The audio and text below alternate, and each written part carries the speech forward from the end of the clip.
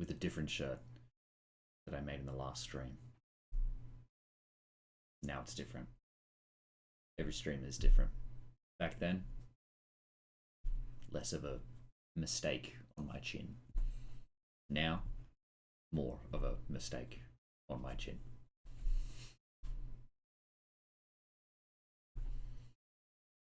My son is asleep. Let's hope he stays that way for a little bit.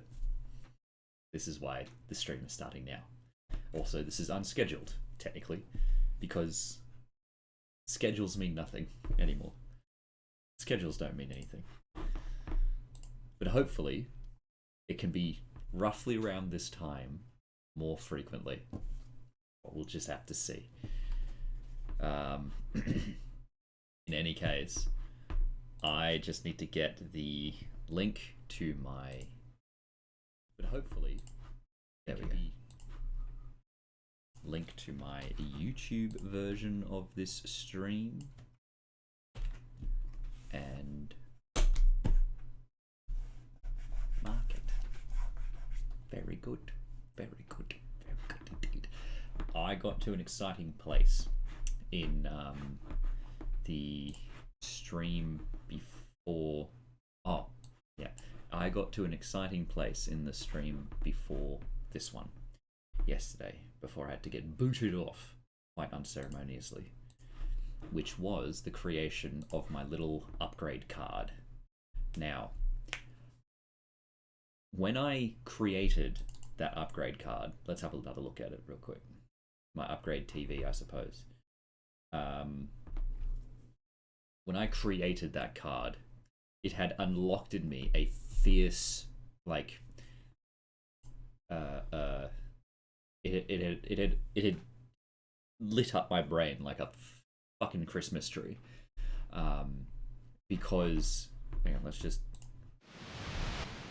So, this lit up my brain like a fucking Christmas tree. Because if I jump over here... Oh, I'm going to start my music, by the way, just to make sure that I'm not talking to nothing, I guess. Because if I come up over here and show you... Yeah.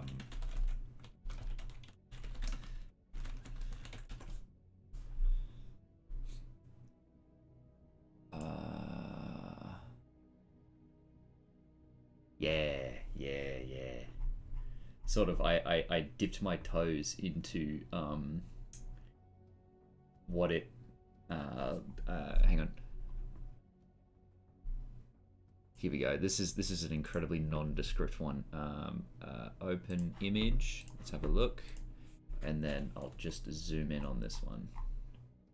Yes. If you can detect where this is from, if you can tell where this is from, that's sort of what licked my brain when I made this, because I feel like this is sort of what I was creating with this.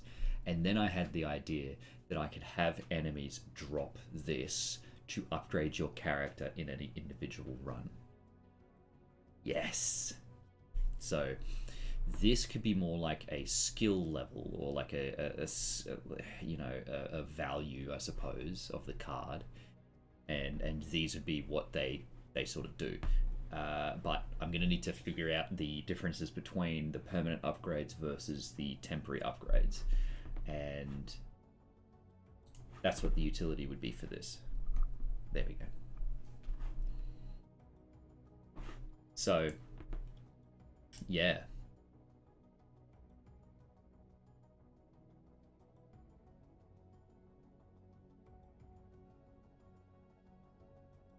This is live now. Yeah. Still working, still good. Very well. Alright, I'm going to put this one now here. This is my stream manager. And then multi-chat here. Very cool. And yeah, we'll get into it. Lower energy to start off with today, because it's a little bit later and I destroyed myself this morning trying to do some push-ups and shit. I did a proper gym sesh. and a little bit rooted right now. My knees sing the song of their people anytime I kneel down. So we'll keep that going. Anyway, so this may be the card, or I just wanna real quick.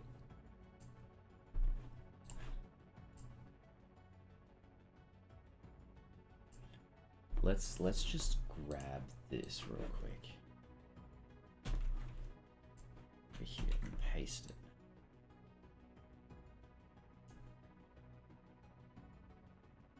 Sort of, you can see what I'm getting at here.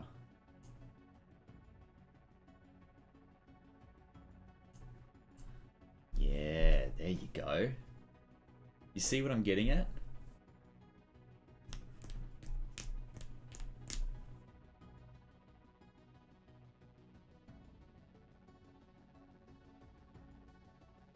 Confining it to a square, though, seems a bit wrong. If I jump back to the game, come back here, into here, I could make it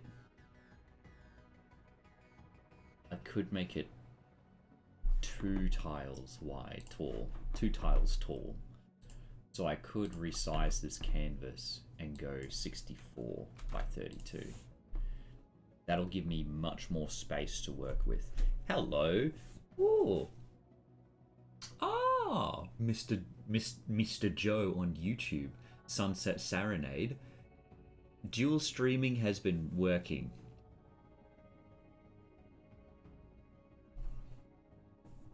It is 2 of the streams of all time. YouTube is a little bit more delayed than Twitch. It works quite well. I don't mind it that much.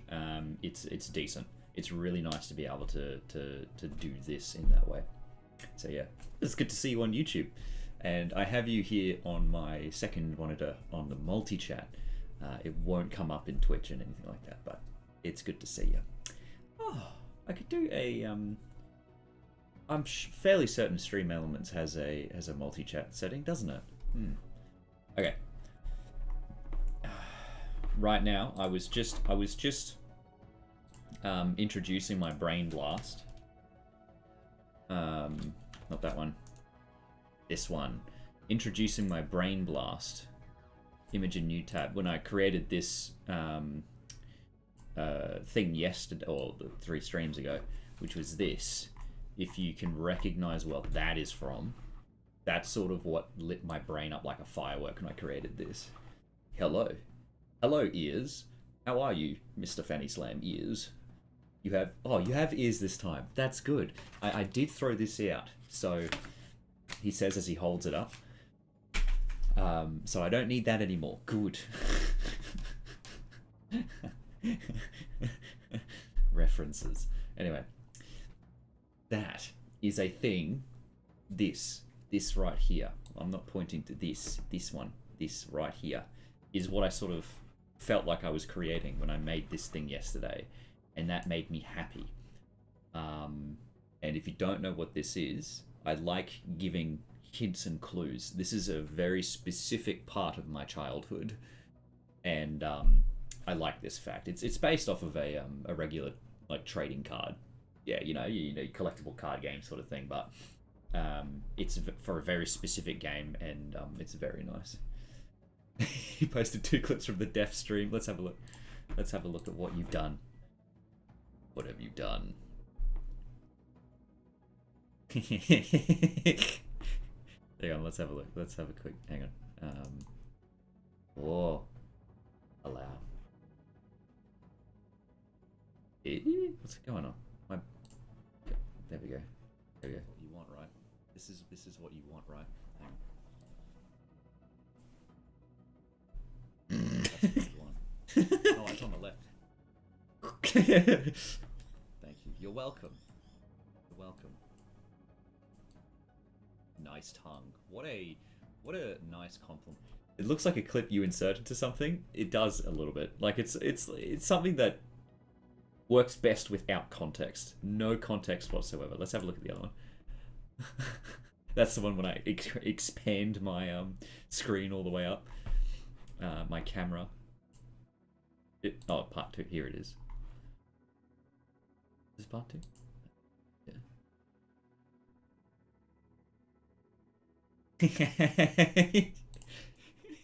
There we go.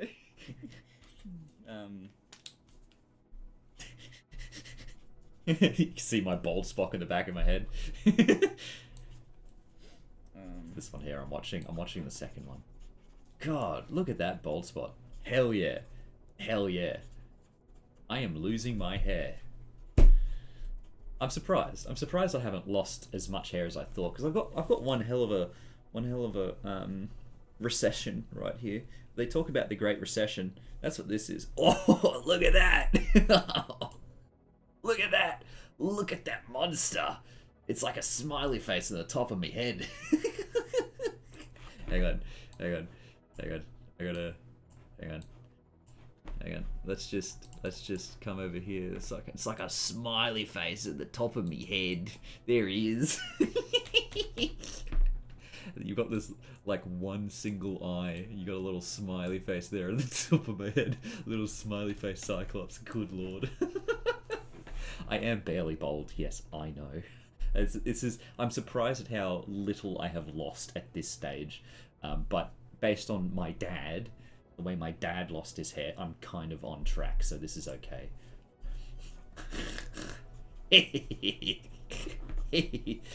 But I made a promise to myself that when this starts getting bad, all of it's coming off.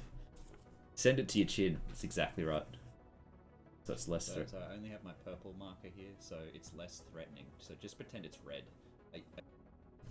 Just pretend it's red.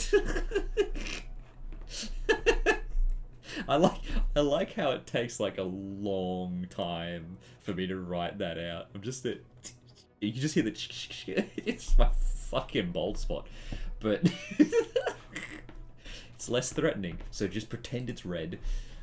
Good stuff. Oh, I can design this to be somewhat like a USB stick. Let's see if I can figure out how to do that. Because I've got... Okay. Tell you what, let's hide these details. Let's delete this. Replace it with black. That's fine. Now, I am going to extend this out to about... maybe here, and I'm going to make this into a bit of a USB drive. So let's grab this and extend it. Oh no, hang on. Let's grab this and extend it down. Cover the whole screen. Good. And then I'm going to. The payoff was indeed real. I've only got my purple marker, which is less threatening, so just pretend it's red. That's what people wait for, right? And then I guess I could just extend this down, make it into a square, and then I can actually come up here and make this a little bit rounder. So it's gonna be like this. There we go.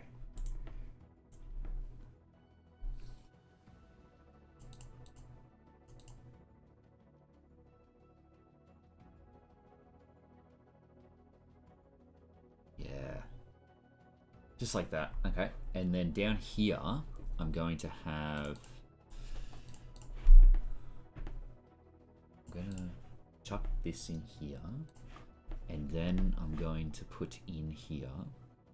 I kind of want this to be like a skill level amount, but like a subtle one, a rarity level, like a rarity indicator. Because if I just swap this over to the white pen and I draw out what I'm thinking here, if I have like a single doodler here,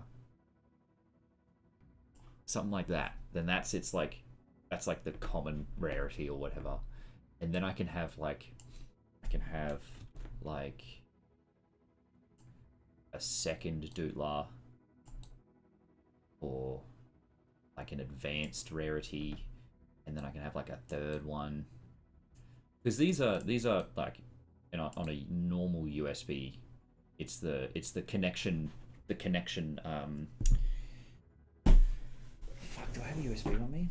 The little terminals that are inside the USB. Fuck me, I don't have a USB on me. I usually always have a USB on me. Here it is. Oh, this is, well, it's not a USB, but you know what I mean. If I now come over here and just, you've got this thing here, right? You've got the USB slot here, so you got those little terminals there. I'm not sure if they're called terminals, interfaces, I guess. Yeah, they're what you interface with. Oh, 89%, very nice. Anyway.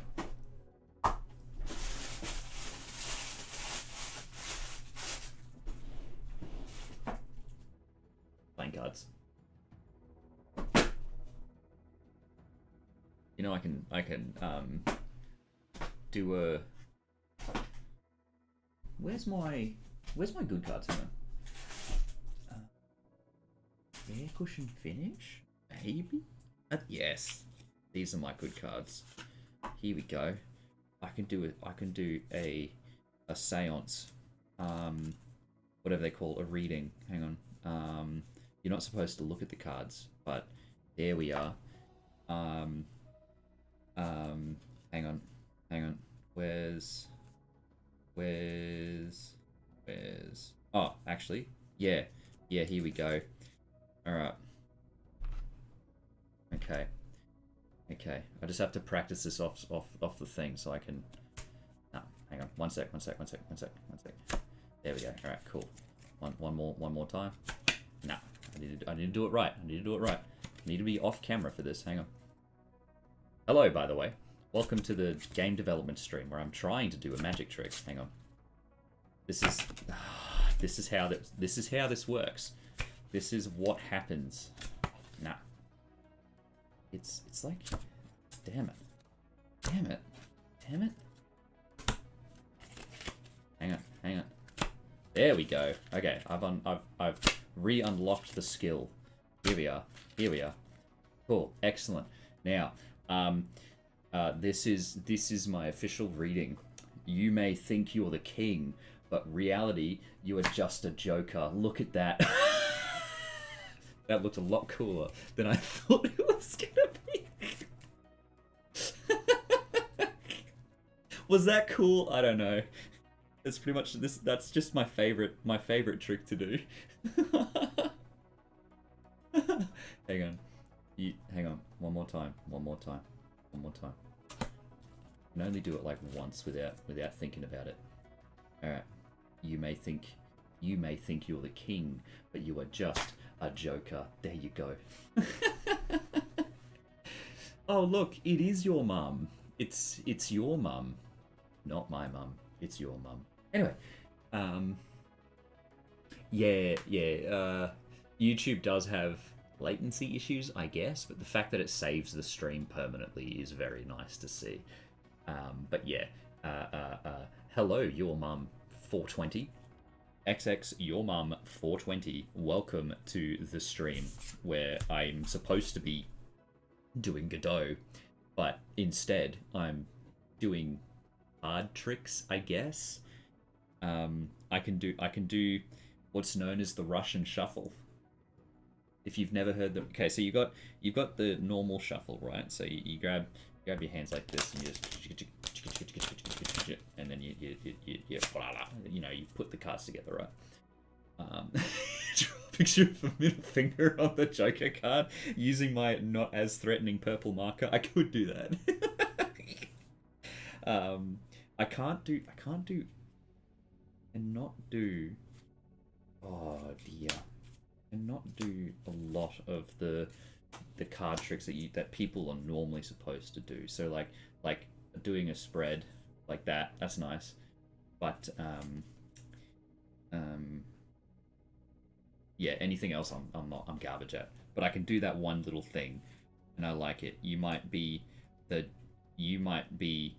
Jack, but you have a gender change. There you go. And I may have just given it away a little bit. zoom in and slow down, you'll see how it works. Anyway, moving on. That was my seance. That was not the seance reading. That was my reading for you. I pulled out the King of Hearts, and you are the King of Hearts, but instead you were just a Joker.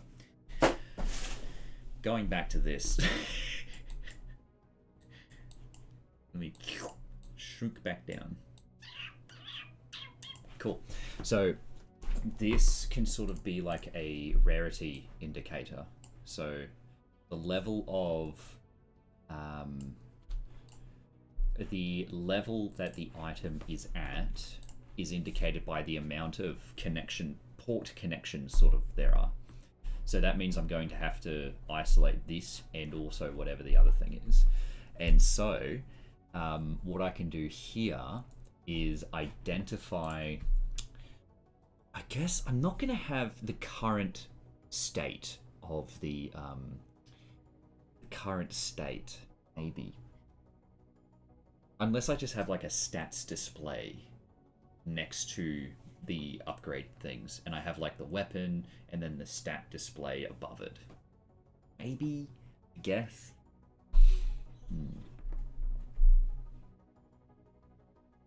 In any case, I have. I will just put here. So I'm gonna isolate a box. Yeah.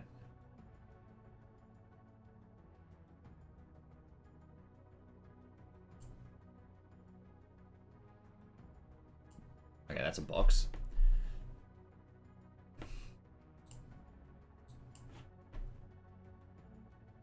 This is a really shoddy way of doing it.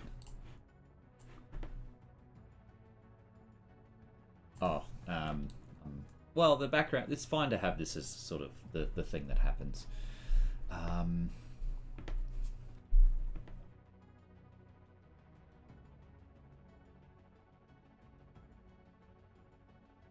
I guess, yeah, this could be...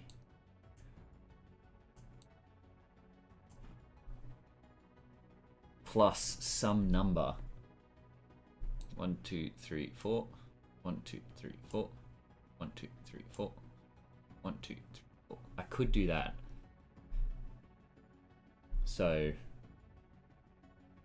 plus, and then I could also do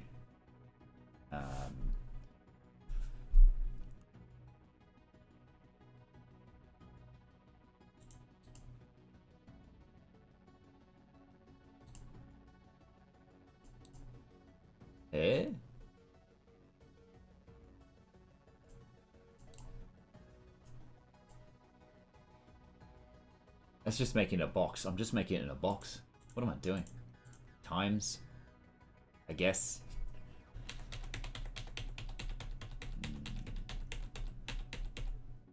Unless this last one is like, could be like a symbol. A cent, I guess. Howdy doody.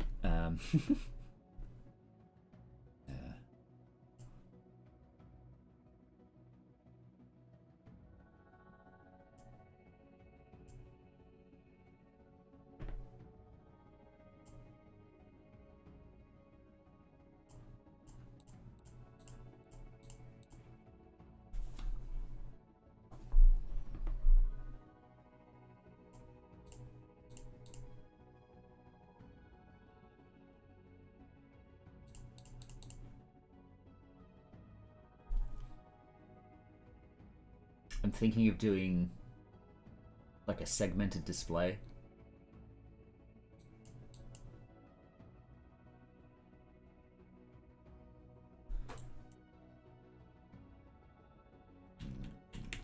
Complicated.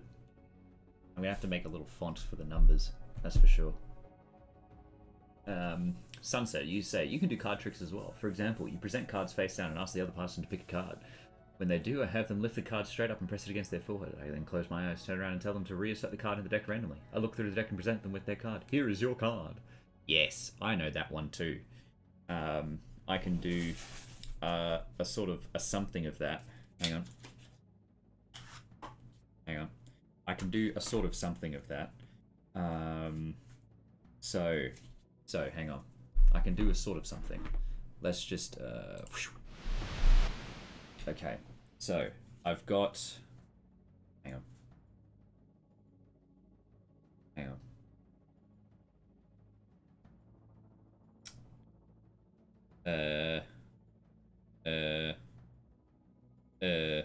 How am I going to set this up? How am I going to set this up? Okay.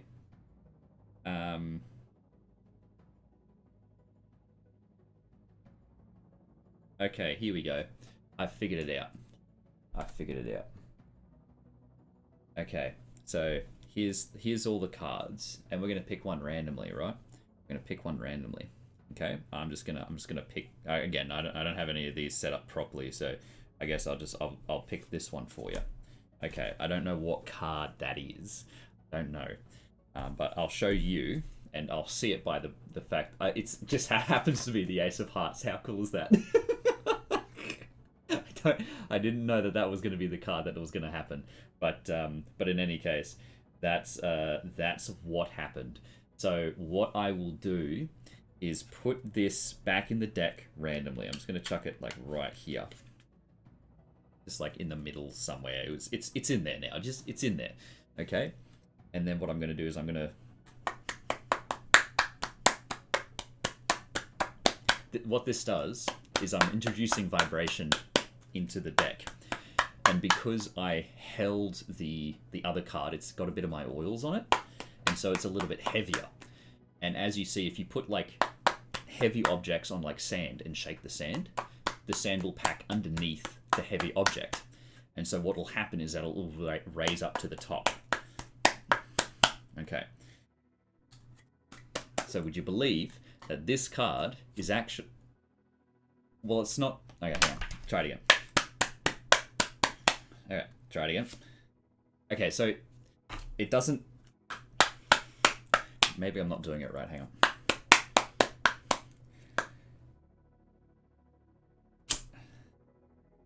No, that's not right at all.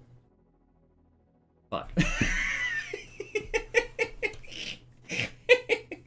Oh no! Look, it's the only card that's turned around. Wow. Fuck. I forgot how many cards. I turned around at the other side. That's how you do that trick, by the way. You got to spank 'em cards. You do have to spank 'em cards. You also got to do it right. So this is a little card trick you can pull out to amuse your friends. You grab 4 cards is good. 4 cards is good.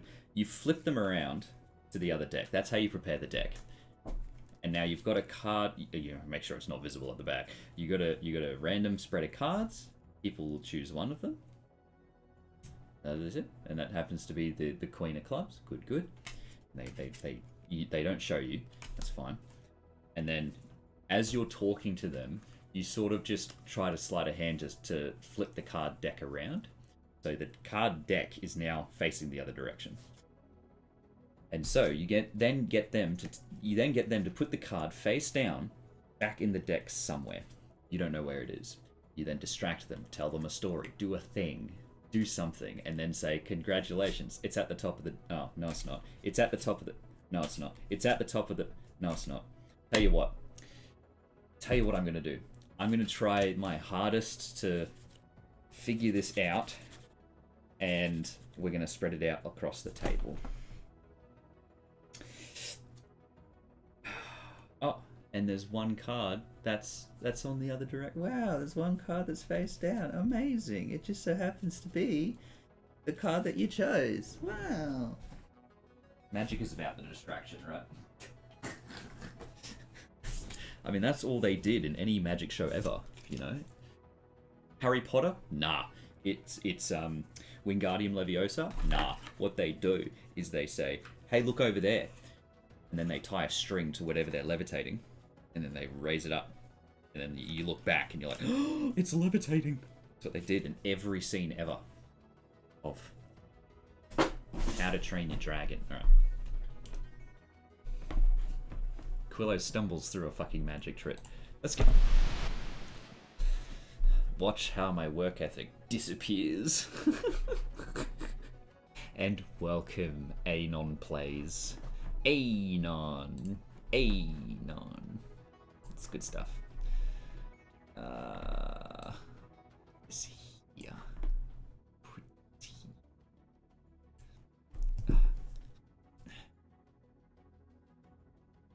Oh.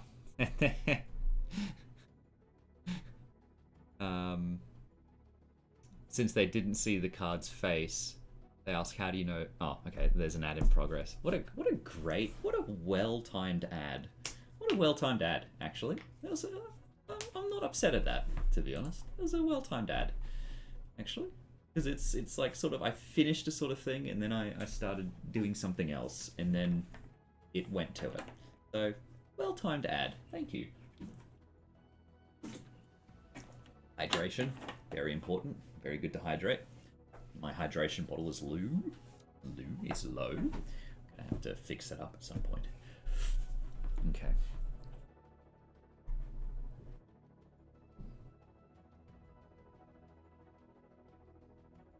So that means I'm gonna have to color this in different ways. I'm gonna have different layers. I'm going to delete this layer. Let's add a layer. Is going to be this rarity indicator.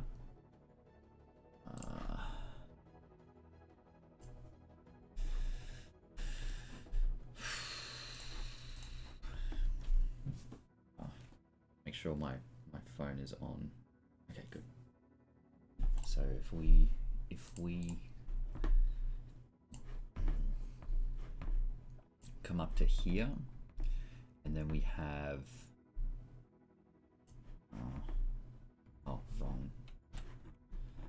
wrong color.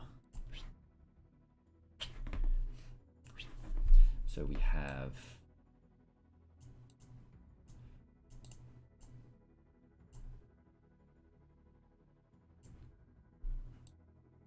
four. I think 4 is best. It needs to be a multiple of 2 in any case. Or I could make it 2. Yeah, 2 is probably better.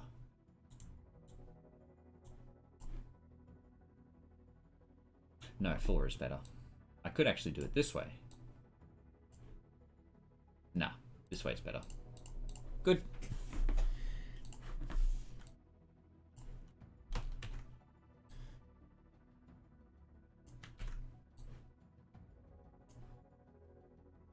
No, 2 is better. Yep. Oops. Because if I'm going to go from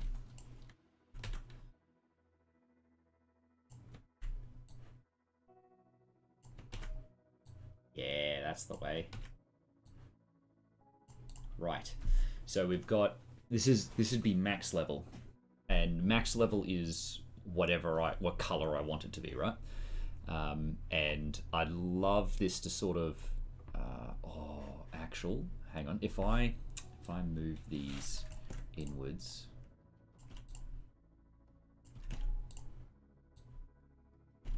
then what I can then do is have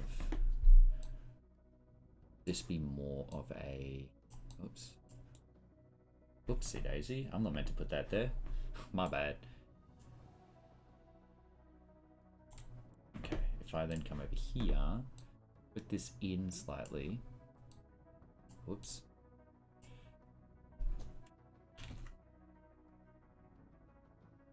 So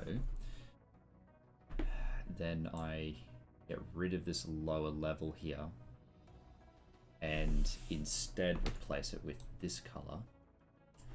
Then I come up here and then put all of this in here. Okay, so that would be what it would look like. And we've got whatever it's increasing.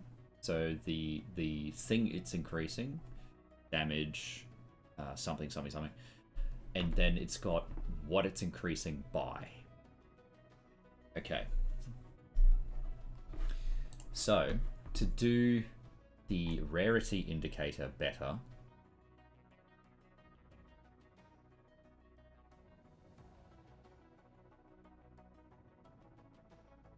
I'm going to remove this.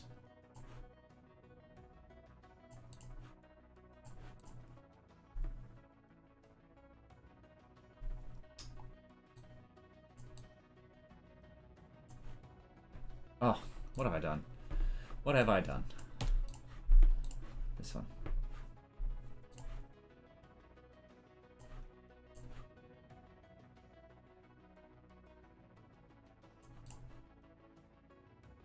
Okay.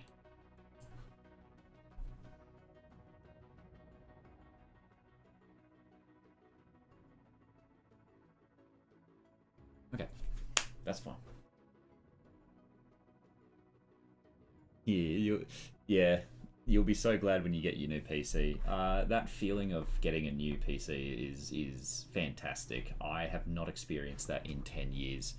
The last thing that I got new, which was my computer, or anything related to my computer, was this monitor that I'm looking through, and it's quite nice. Like, the black is so black, I can see myself in it. The blackness of my soul is reflected in the blackness of this monitor. And it's nice. It's good. It's good that way. Here I am going to...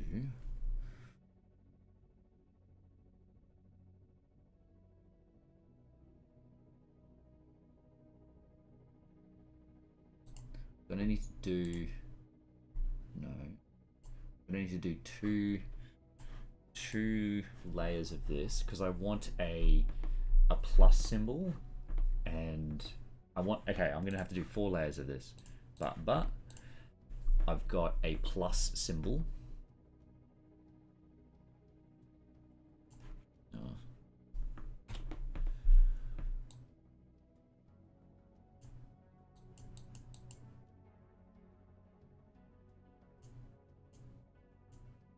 What have I done? I got all the plus symbol.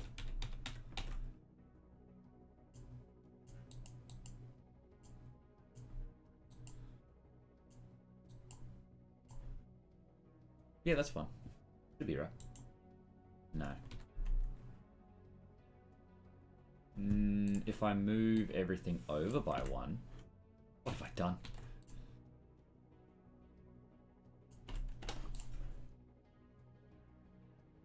Yeah, that's okay. This is okay. So let me now just delete these ones. Okay. So we've got a plus symbol, and now I'm going to do a minus symbol. Very good. And now I'm going to do a divide symbol.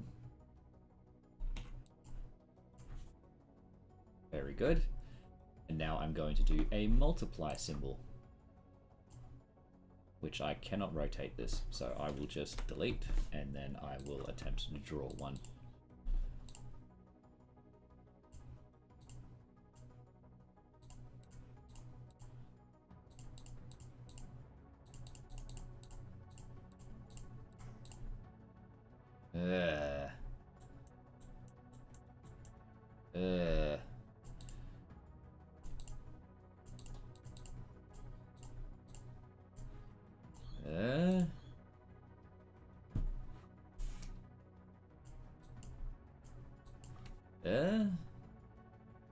Geez, multiply is really hard to do, hey?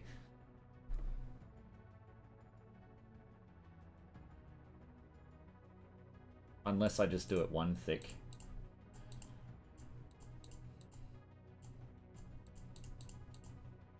Looks really uninspiring though. But it's fine. This is okay. So I've got plus, minus, 2 daisies. So I've got plus, minus, multiply, and divide. These are the 4 different things that can happen to an individual stat of your thing. And then I will also need the rarity indicator. So here,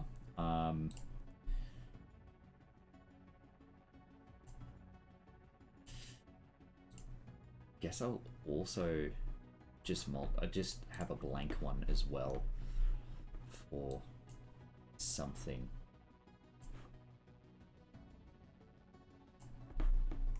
So this one, I'm going to have it be 1, and then 2, but scooched over.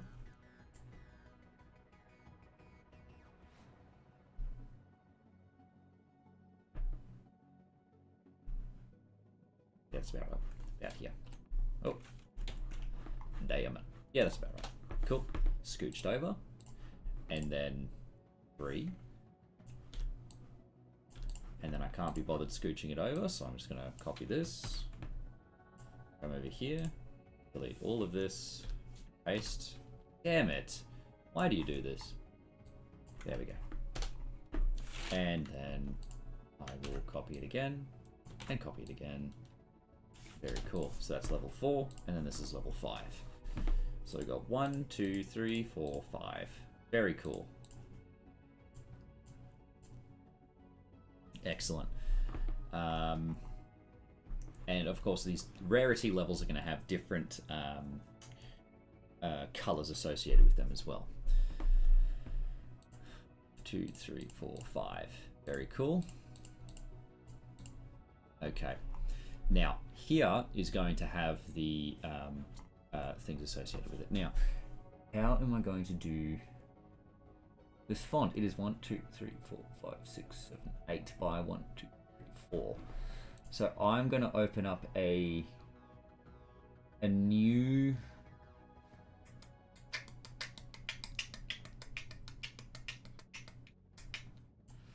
project file, which is going to be 6 by 10. And I'm going to call it small numbers. Okay.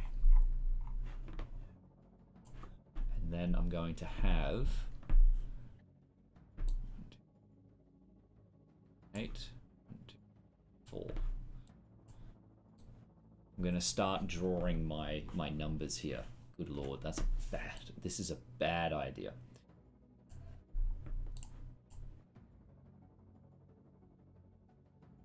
I like that 0.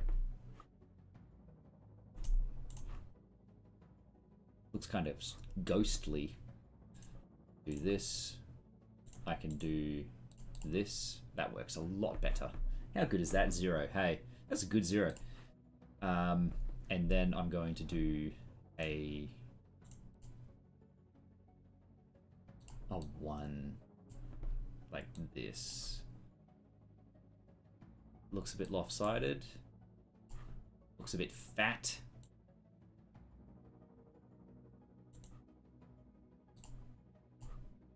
Looks like a flag from...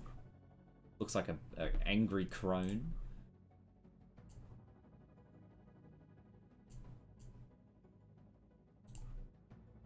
Looks like a 7. 1. Good. And now 2. How do you draw a 2 again?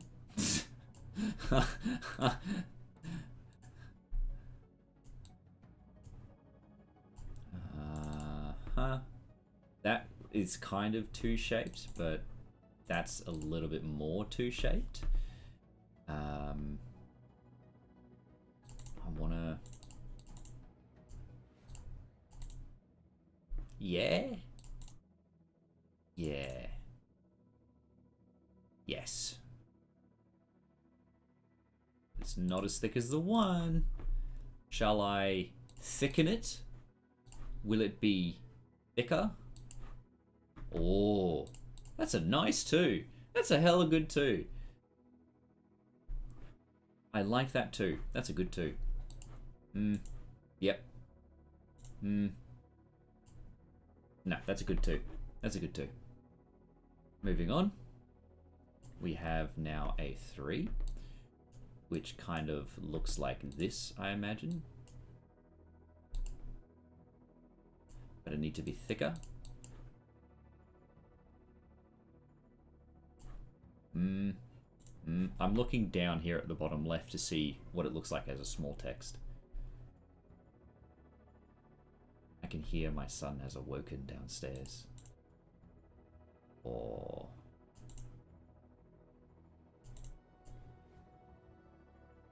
That's better. I will create a 4, and then I will go check on my son.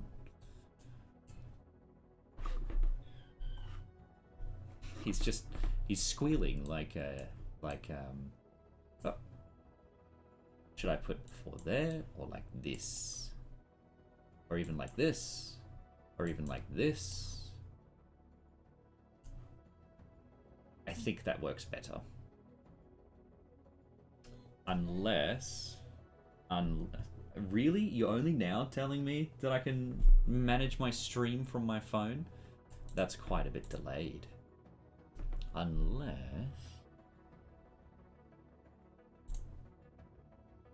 I'm going further and further away from what a 4 looks like. In no way is that a 4. Never mind. I will do what I said. That is definitely 4-shaped. In that case...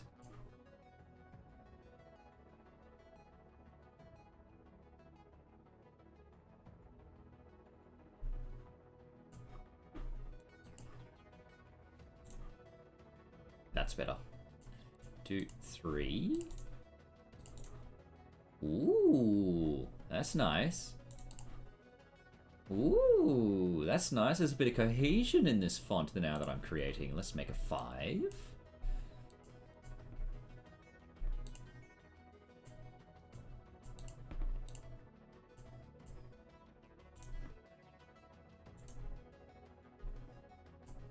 A bit less like a 5 and more like an S.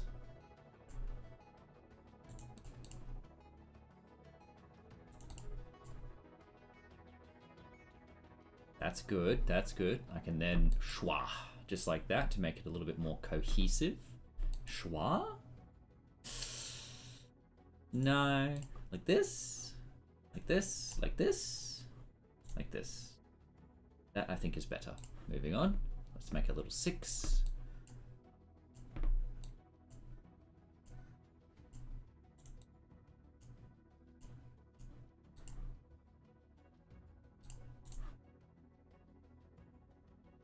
Here we go. Nice. Yeah, that looks good. Yeah, that's good. Now that little 7.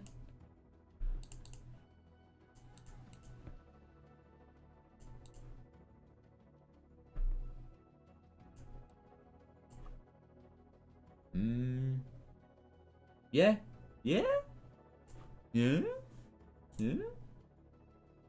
Looks like just a. It just looks like a. I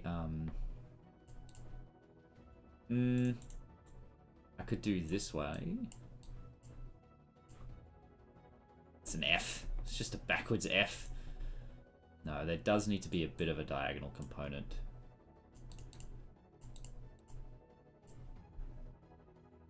That's rude.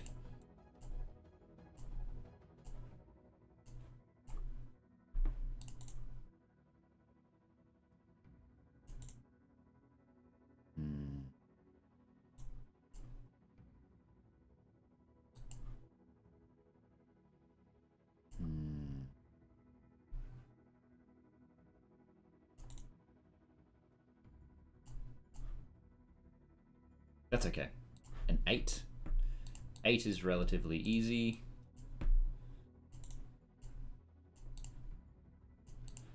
It looks like this, except looks like that. Yes. We watched Quillo draw numbers for 7 hours straight. Hello, Mr. Gunn. How are you, Mr. Gunn? I am looking for the number 9. That is very good. What a good number 9. That is such a number 9. And they don't even look like each other. 0, 1, 2, 3, 4, 5, 6, 7, 8, 9. Very good. I also need a percent symbol. I need a decimal point. There we go. I also need a percent symbol. Which looks like what? Oh, it's a dot in the top right corner, dot in the bottom left corner, and then a slash. Just like that. Yeah. That is incredibly bad percent symbol right there.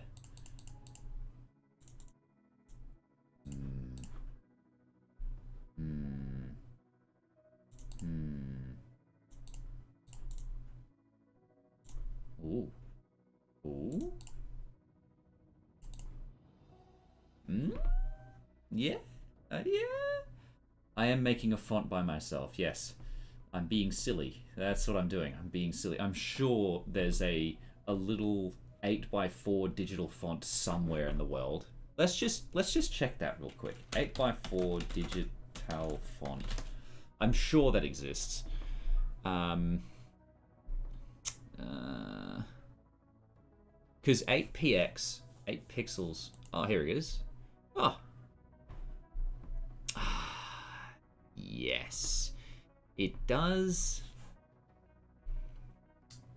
exist. This is a font in 8x4 format, including spaces, made from scratch. Yeah.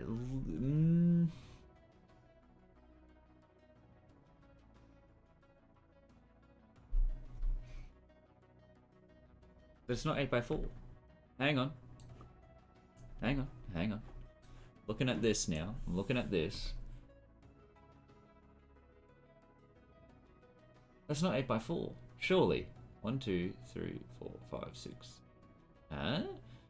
1, 2, 3, 4, 5, 6, 7. And then it's larger than the numbers. The numbers are 1, 2, 3, 4, 5, 6, 7. Okay, no. 1, 2, 3, 4, 5 by 3.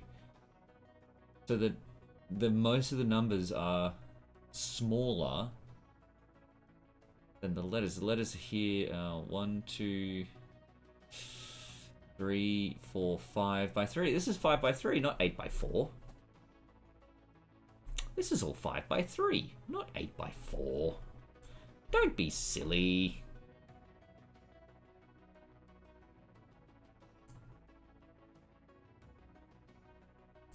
This is nightmare. This is hell. Hang on. This is hell. The hell? Oh my god. This is hell on earth. You have created hell. Probably exists somewhere. Hello, it's Cavcan. How are ya? I have been scammed. I looked for an 8x4 and it's actually 5 by 3. 8x4 tag.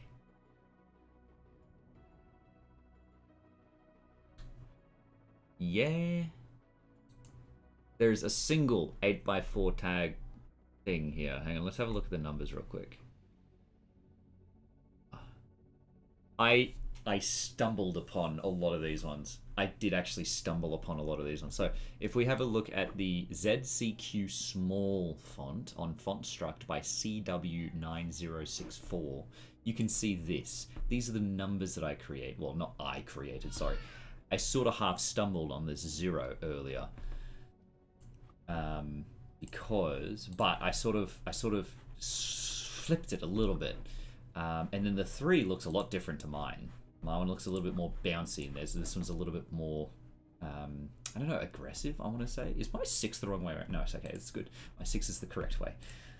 I might actually... No, it looks a lot better there. So my font is more right-heavy. My font is definitely more right-heavy. As in, it is heavier to the right side. If that makes any sense. Yeah. So these are just going to be numbers. These will be the numbers that appear when you collect bits. Pixelari, you said.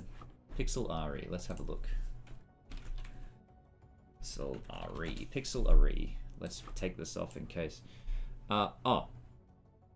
Pixelari. Pixelari font. It's 2 L's. Yeah, it's not bad. Oh, that's not bad at all, actually. That's actually really nice. What's the font for? Hang on. Font for Transport Tycoon. Have you ever played Transport Tycoon? How good is that font? Hey, open true type fonts for Open Transport Tycoon Deluxe.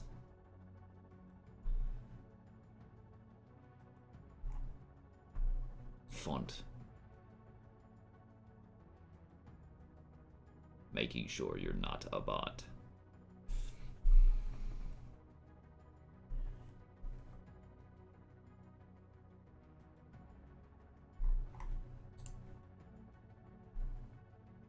No. These are forums, yeah. True type. Oh.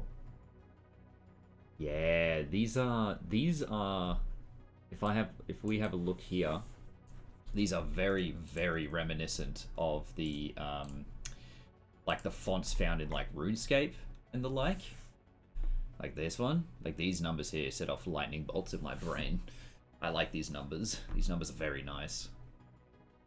6 times 7 equals 42, 95%. A pixel art style typeface for OpenTTD, inspired by Transport Tycoon Deluxe. Very good. You got the uppercase and then the lowercase ones. I like those ones. I do like those ones.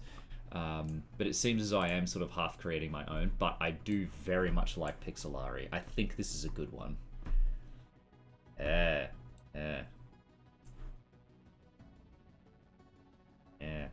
See, I do very much like this font here. It's a good one.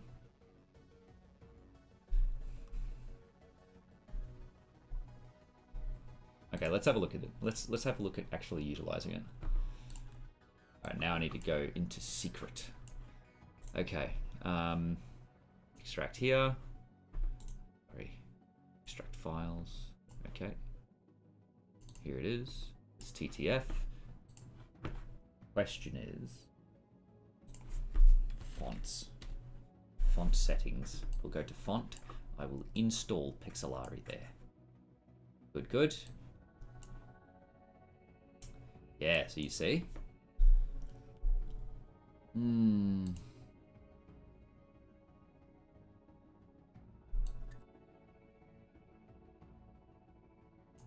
got it what it looks like. I do like that one. I do like that one a lot. There's another font that I have used in this project actually. Because I need to figure out how I did my bit number icon thing that comes up. Hang on a sec. Let's just quit for a sec. Let me just chuck some bits on the ground. If I come over to where my player spawns in here, I'll then select prefabs entities. What? Effects? No. Entities. Enemies? Where's my bit? Where's my bit? Where is bit? UI? No. No. Trigger? No. What the hell? Where's my bits at? Oh, is it here? It's not. What? Where are my bits at? Quillo struggles to find his bits. Where are my bits? My bits have gone. God, what? Enemies? No. Oh, don't tell me it's in scripts, is it? Entities? Oh, for fuck's sake. God damn, and if I move it, I guarantee it's gonna break something, isn't it? Alright, whatever. We've got a bit here. Okay. So here we go.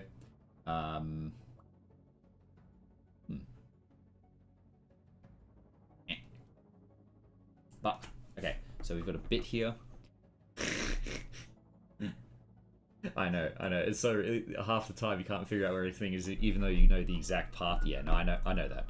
I know that feeling. Except my one was put together by someone suffering from schizophrenia. I can modify that. Now move this across. Duplicate it again. Move it across. I actually have different sized bits for different sized occasions. And they are all powers of 2. So we've got this, and then 2, and then 4, and then 8, and then 16, and then 32, and then 64, and then let's just double it again. 64, and 128. And I'm pretty sure 256 doesn't exist. So we're gonna select that. Oh, what happened? Oh, it did it at the start. Hang on. Let's move them over here. Oh, let me try it again. Huh? What do you mean? Wait, what do you mean? When this spawns in on bit.gd, it's looking for... Oh, man. Oh, man.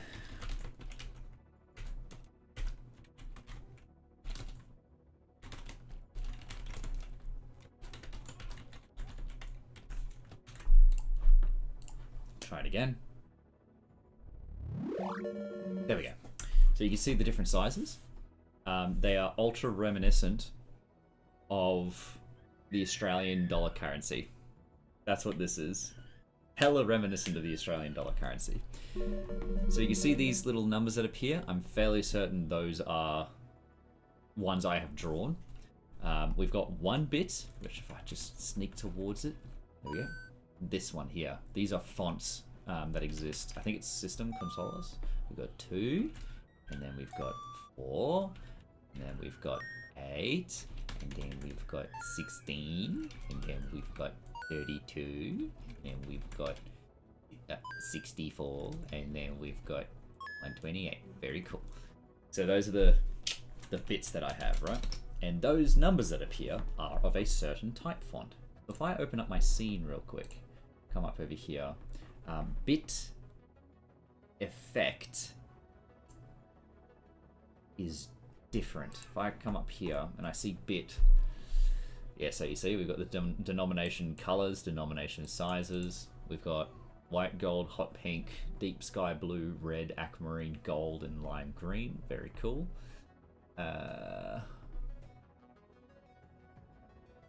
Number effect is a fading number.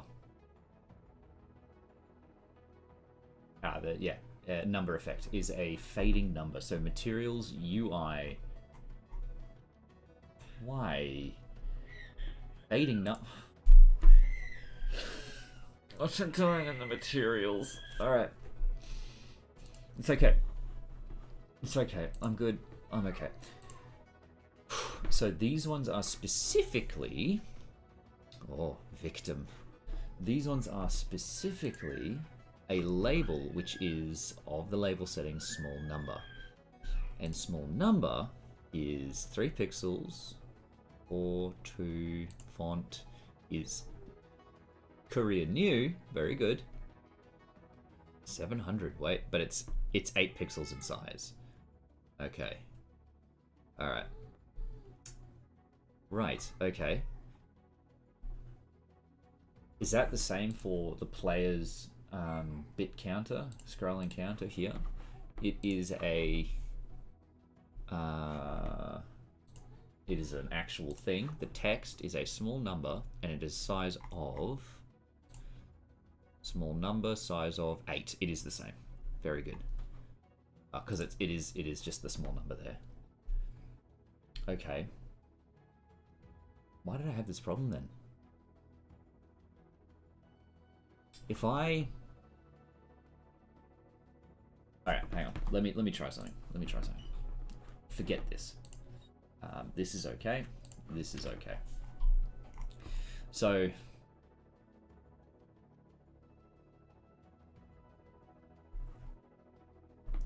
we just stick with the blank one, right? I'm gonna blankify it out. I'm gonna blankify it out. Blank it. Okay. I will now export. Let's have a look. 2, 3, 4, 5. I will hide this. I will export as a just the selected frame, which is the current one. And I will browse, go to materials. This is materials. We're in. It's going to be UI upgrades. And then this one is going to be. I'm going to create a folder. Upgrade collectible. Upgrade collectible. Select current folder. I'm going to call it upgrade background is fine. And then I'm going to highlight this. And I'm going to make this invisible, and then I'm going to export as image, all frames. So you see that, 1, 2, 3, 4, 5. Upgrade background rarity. Export. Now, my son is squealing, so I will be back in a little bit. I navigate through everything so quickly. Are you sure? I feel like a snail sometimes. I'm like, oh dear. I will be right back. I will play a 3-minute ad, and then I will be right back. Why can I not play an ad? You recently ran an ad? No, I didn't. You navigate 10 times. Okay, you go out, Mr. Fanny Slam. Go for it. Next stream, I don't know. Next time you stream, set up captions so I don't have to talk to you via Purple Pen. How do I set up captions? I don't know how to do captions. Maybe tell me on Discord so I can figure that out. Captions disabled? Show captions when available. Okay. Okay, bye. Bye, Fanny Slam. Alright, I am going to just reload this and see about saying hello to my son, my beautiful baby boy. Alright, that's not working. Alright, I'll be right back. Okay, let me go to be right back. I'm gonna have to change that. I don't like that at all. I'm gonna go to timer, interact, press play, full screen, and now I will disappear. No, not that one. This one. Bye.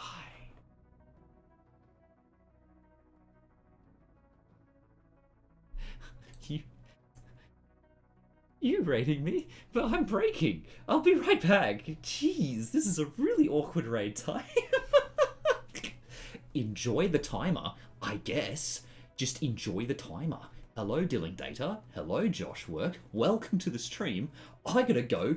My son is screaming downstairs, so I'll be back in a bit, I guess. Goodbye.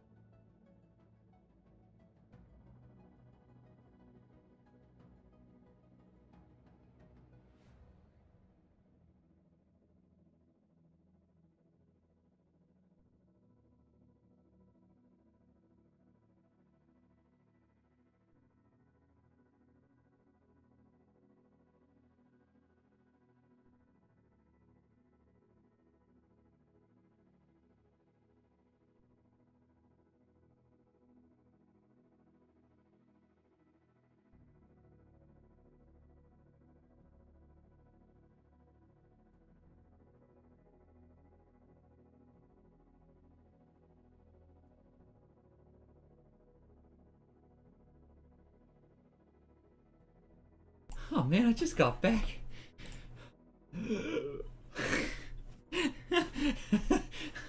You have been typing.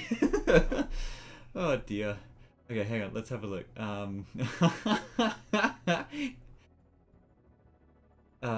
Oh dear, oh dear. Sick timer. Yeah, it's a good timer, isn't it? I definitely made it myself. So if I just stop this and then just undo it and then you Google search timer, that's what...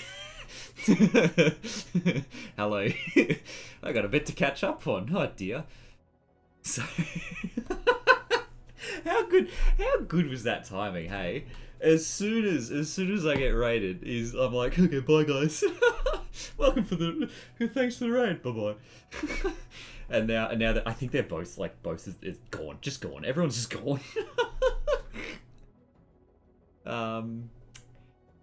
Yes, dealing data. You've got a timer here. You put the kids away, and now there's a timer.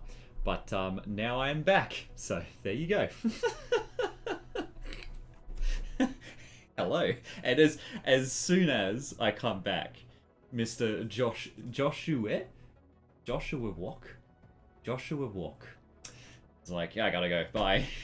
And then I come back. So the population has unchanged. Huh? You left, I arrived. That's how this works. Anyway, so now I'm back. I have a spoon and yogurt.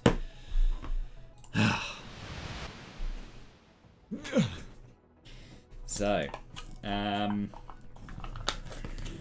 I will gladly eat this yogurt. Oh, and someone followed. I will just replay this. Thank you. And you made a clip.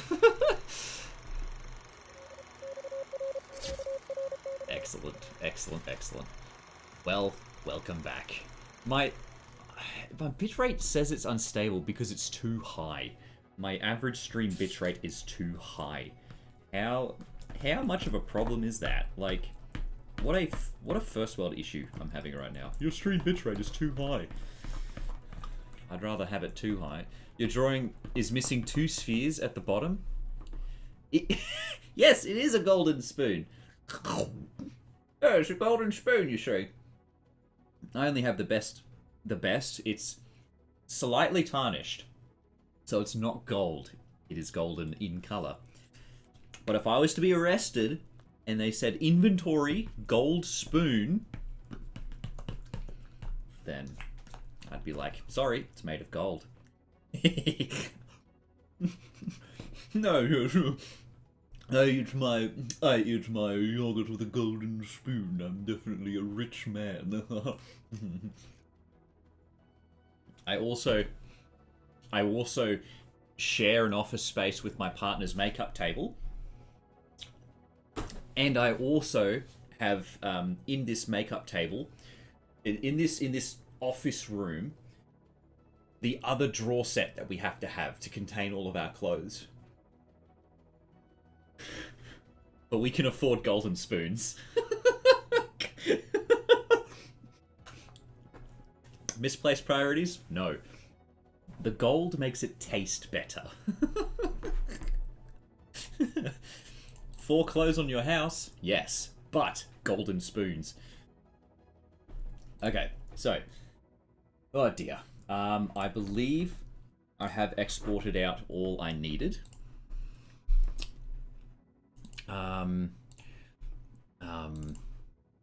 Let's just have a quick look. Actually, we can go here, and I can see upgrade collectible. So we have here. I just as I had gone mentally, I recognized I could do something pretty fucking wild with these. There it is. These things. These things specifically. Something that'll take quite a bit of time to achieve, I would imagine.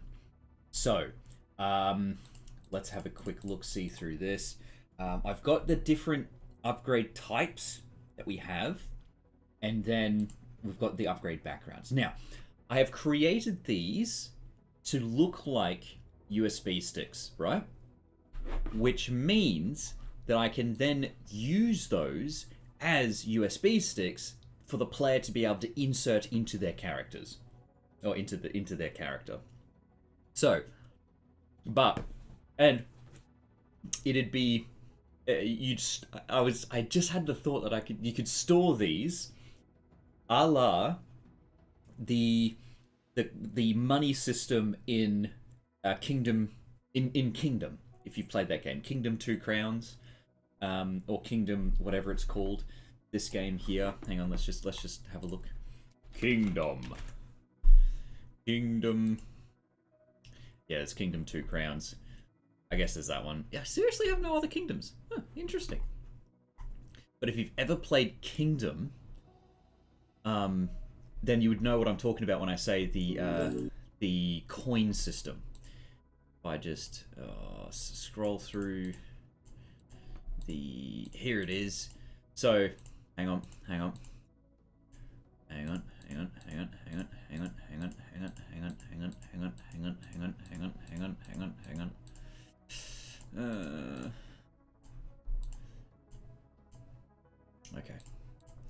We've got Kingdom 2 Crowns. I had a different Kingdom game as well.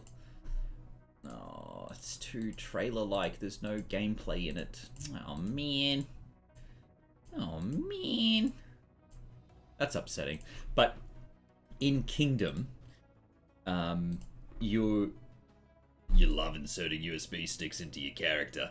In Kingdom, you have a coin bag. That's the normal size, right? Or just a fixed size. You've got a coin bag in the top right corner, which looks like this. So you've got a coin bag that looks like this.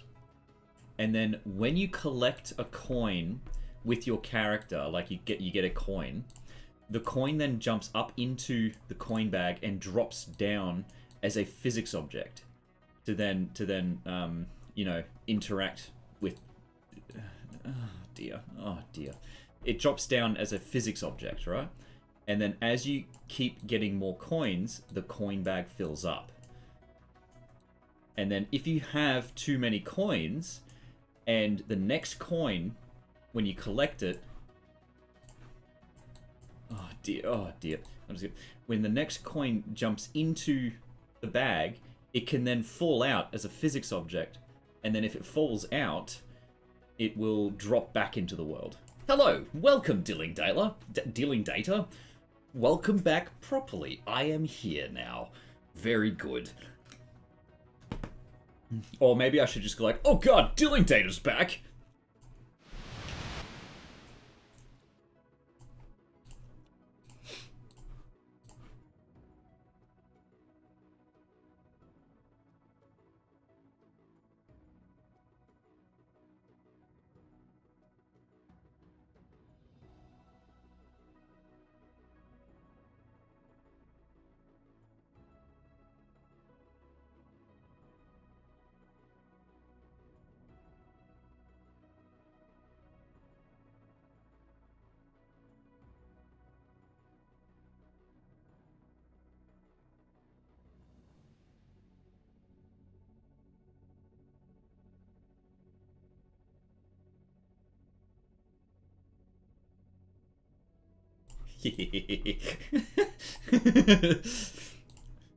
It's like you're some kind of SCP or something like that. Oh no, quick, run for your lives. Don't forget the emergency broadcast sound. Hell yeah, hang on. Let's just jump right into that. Hang on. Emergency broadcast sound. Here it is. Backward Texas EAS alarm. Backward. What does that sound like?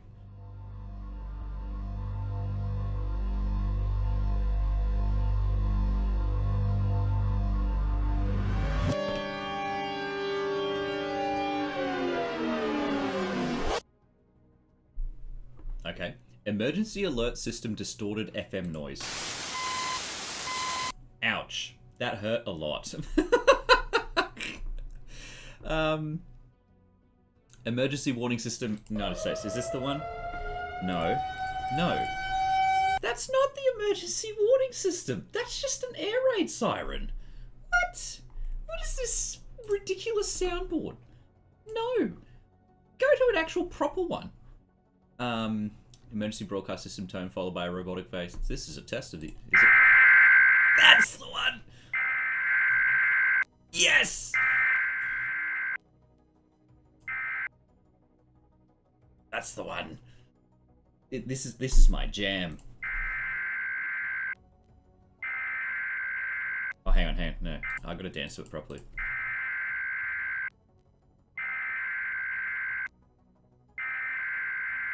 It's also kind of not the sound. Classic emergency broadcast system alert tone with a steady high-pitched beat. Ow.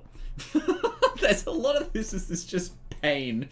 You woke up to the sound of the emergency alert system. Excellent. Yeah. What's going on? I'm already in the bunkers. Hang on. Let's... Ow. There's a lot of this is just pain. That's not it. It's... did you know? I'm pretty sure you do. Did you know that this tone... So what you hear here... Okay, let me just make sure I don't deafen everyone real quick. Let me just... Where's the... How do I lower the volume? How do I lower the volume? Okay, let's just lower the desktop audio so I can save you, but not myself.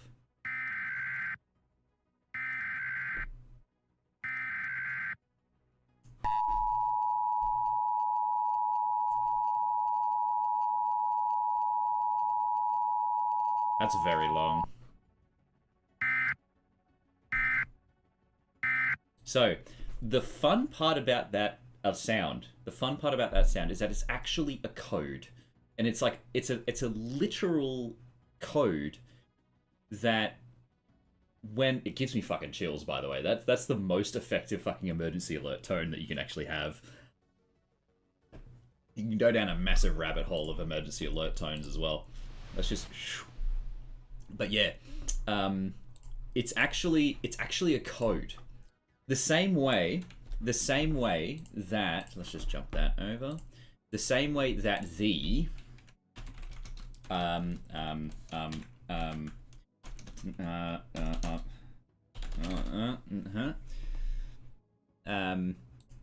the same way that this, hang on, this one.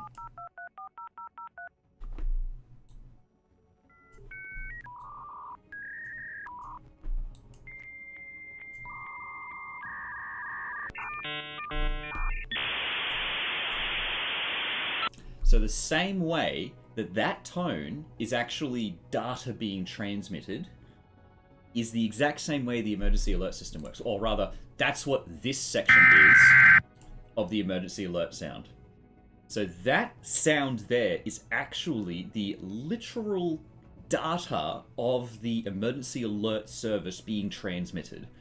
And it does so through sound wave. And that's why it makes that noise. I don't know why that's the case. Maybe then that sound is detected by the US broadcasting agencies. It flicks up whatever the data that's being transmitted at this stage. Whatever the data is being transmitted. And then puts that on your screen. Oh. But yes. It is actual data. And the same thing with the dial-up tone that you can hear. This is a literal phone line. That's a literal phone number. And then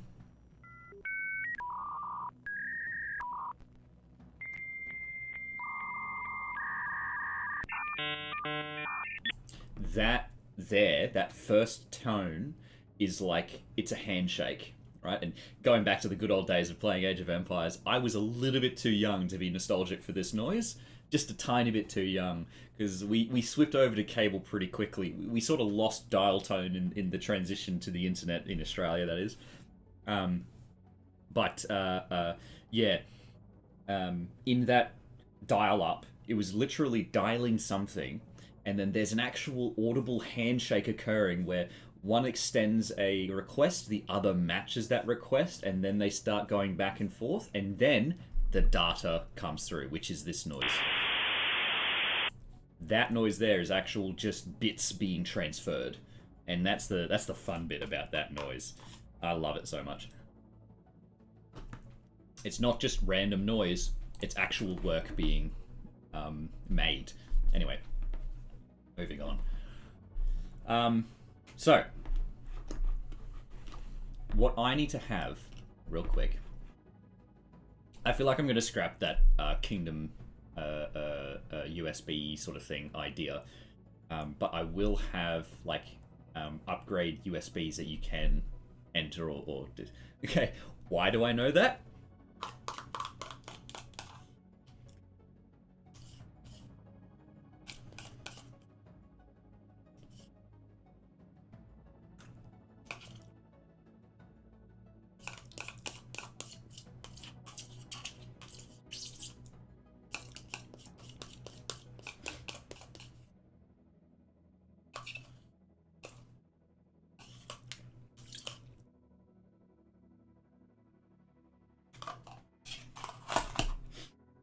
Anyway, so I hope that answers your question.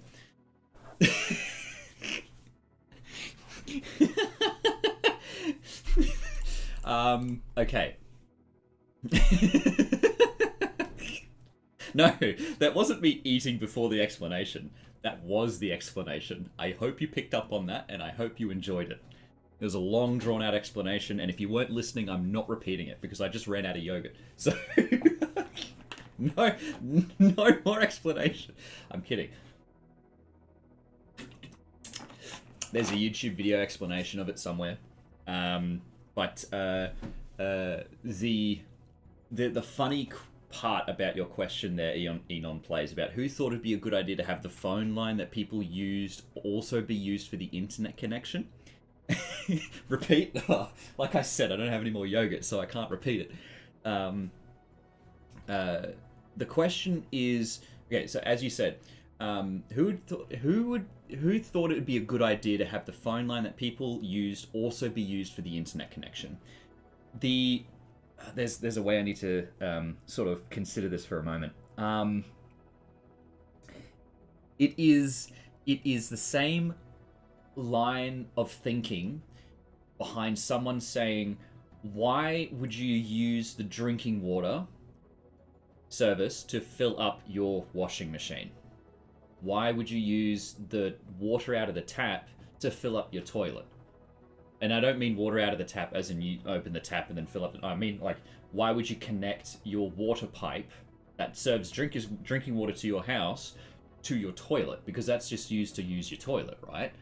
Well, it just so happens that that service is there and it's integrated so well that it can be used for multiple things in the house. It just so happens that the phone line was a service that interconnects a lot of different things together. It was the original internet, by the way.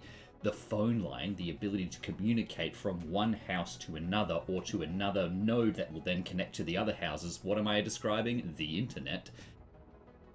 It's a series of tubes, but the question is not necessarily, well, it's not a good idea to then hijack that system. No, it's kind of like, well, this already exists. What else can we use it for?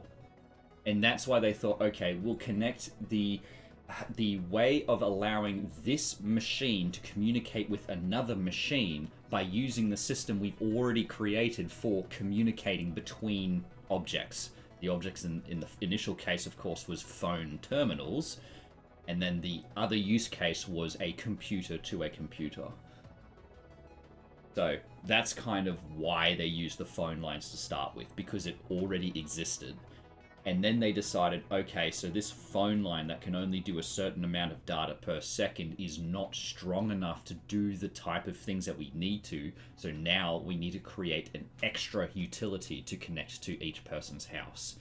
And that's the other issue as well, because now we've got, in a lot of places, gas, water, sewerage, electricity, which is different to the phone line, which is different to the internet line. Now we have a whole bunch of these services to connect to each individual house in order for it to be useful. And so, yes, and I know this happened over the course of years and years as people started getting connected to the internet. But when looking at that amount of work that you have to do, and you've already got a cable that connects all of these houses together, why not use that first instead of making a whole additional service to the utility to then connect to every person's house? Because that's very expensive. So yes, it is much better, in my opinion, to use the phone lines initially, because you're hijacking a system that's already in place. So I wonder if people thought they would only connect to download their emails with POP and then log off.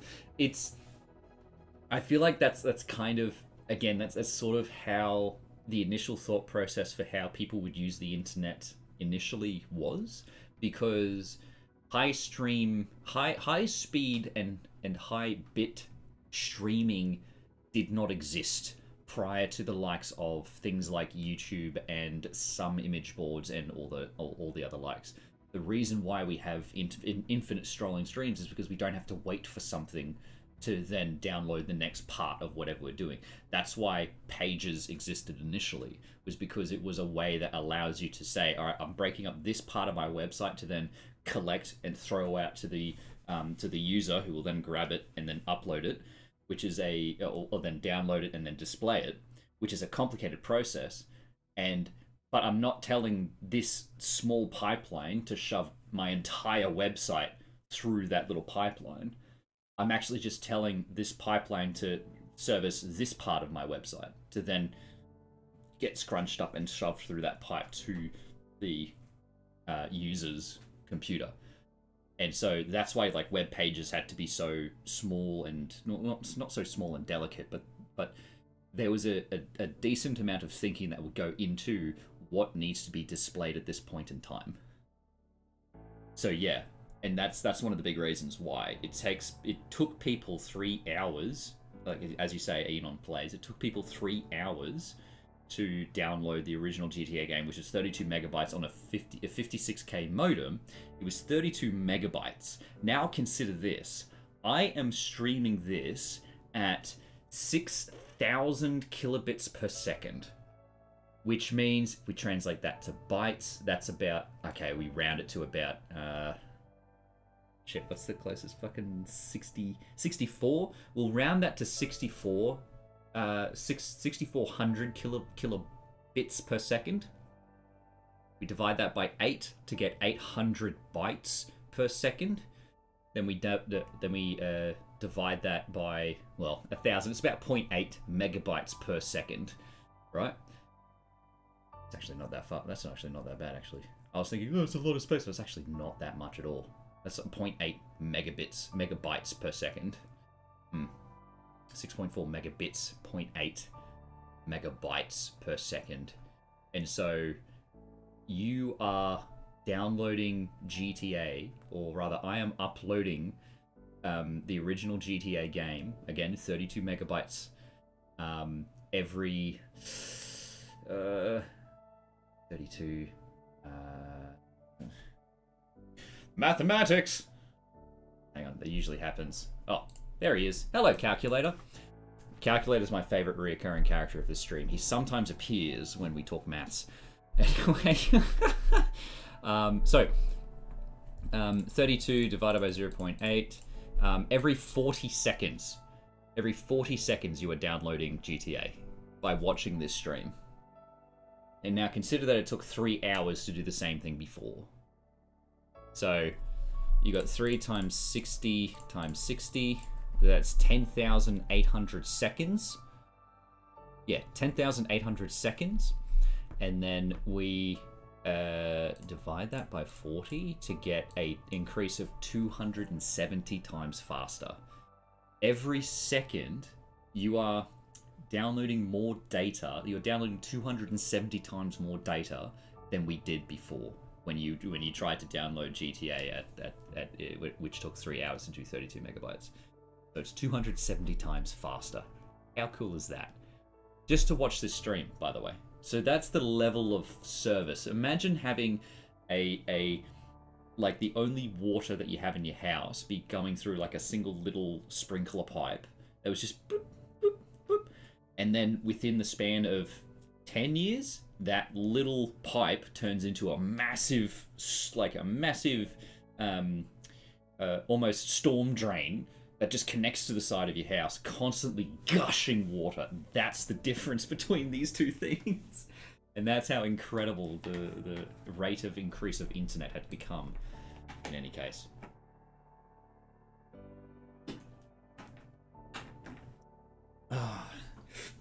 So, now, we are going to just ignore this as well. This is my pain. This is my pain when starting out in Godot. This was how I survived. These are my little scars, my little meth scars, as you would know, or my heroin scars up my arm. Extends a literal fucking text bloody URL or path to the thing that it extends. If you didn't know Godot does that, or could do that, don't ever learn that it can do that, because that's not how you're supposed to do it. Don't worry, I know how I'm supposed to do it, but this was when I was starting out, so I was like, I know inheritance works somehow, but how do you do it in Godot? I guess you could just extend a literal path, can't you? Oh, it works? Good, let's go. And that's how I did it. Oh dear. What am I doing now? I need to eliminate everything. Let's get rid of this, get rid of this, get rid of that. This one I don't actually need. So the upgrade icon is also something I don't actually need? Well, not entirely. Yeah. Because at least this one would make sure that the sizing is correct. So, guess that's fine.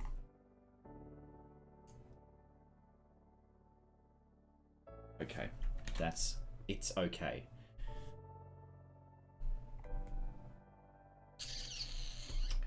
And then having label in it as well. I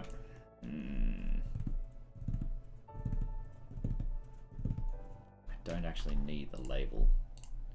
And then in that case, I don't actually need it to be... I can actually just make this inherit the script. And this is upgrade info. Okay, that's where that comes in. Okay, so if I then go down to scripts, because upgrade info and upgrade info are two different things. So upgrade controllers, I've got upgrade info.gd, but then I also have upgrade info.gd. So weapon upgrade, that's fun. So this one I'm going to rename to upgrade icon, right? And then this one is going to be sized icon. We have a sized icon, and then this one can actually be a variable, and it can actually be an exported variable. And required size, I will just go ahead and I think it's Shift F4. Here it is. There it is, that one. So required size can be a variable that you can set. And the default is 32 by 32 because that's one tile width. Let's have a look, hang on. I mean, is it as bad as calling a path update every half a frame with raycast going off? I mean, if it works, then it works. Look, if it works, then it works. That's the kind of important thing. And global variables are great. And I had only learned how to do globals in like the last fucking thing I did in the last one, like a couple streams ago. I've got them currently for player stats and input listener. And I also literally last stream learned how to, or was it 2 streams ago again, learned how to do resources in Godot. That's a powerful thing. And now I've got to figure out how to patchwork making resources a real thing into my game, which is going to be fucking difficult. Okay, so I will make this. I will make this its own thing. I'm gonna call it an upgrade item. Upgrade item. And then I'm gonna rename this one as well. I will just save this, close it, come back over down here. CUI upgrade icon. I'm gonna rename this to upgrade item. I'm gonna have a look over here. So, damn it. Hang on. Yeah, upgrade item. I'm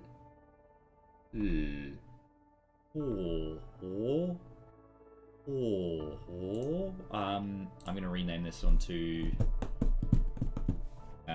sized icon, and I'm gonna make this a generic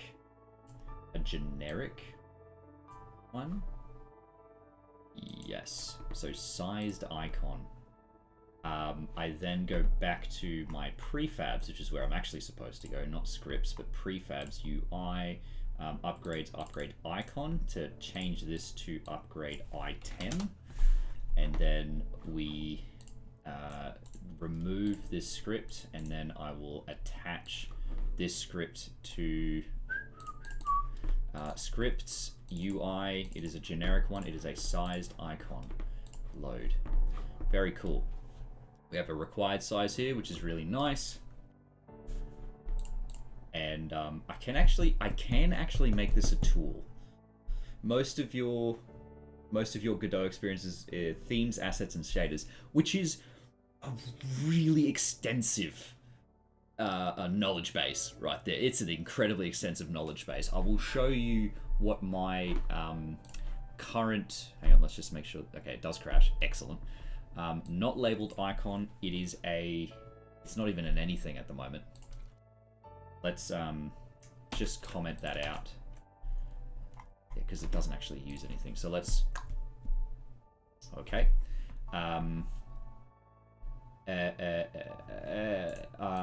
Icon doesn't exist because this one needs to extend sprite 2D, and I can just do texture. And in that case, I don't know why. Well, okay, I sort of.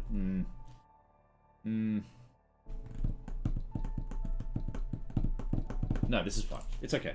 This is okay. It's okay. Icon is okay.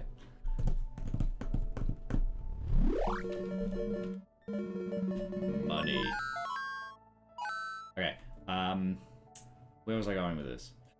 This.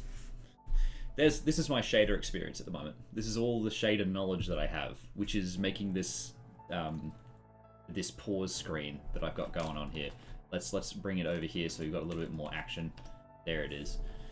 This pause screen is the entirety of my experience with shaders, and just dipping my toes into shaders with Godot just tells me how fucking massive this is and how powerful it can be as well. There's another project that I've got on my laptop which features you destroying certain buildings or certain things, and the way that it destroys is by adding circles into a shader, which will then blank out or make it perfectly transparent certain parts of the object. And forcing myself to learn that was incredible and painful, but now I know it, so excellent.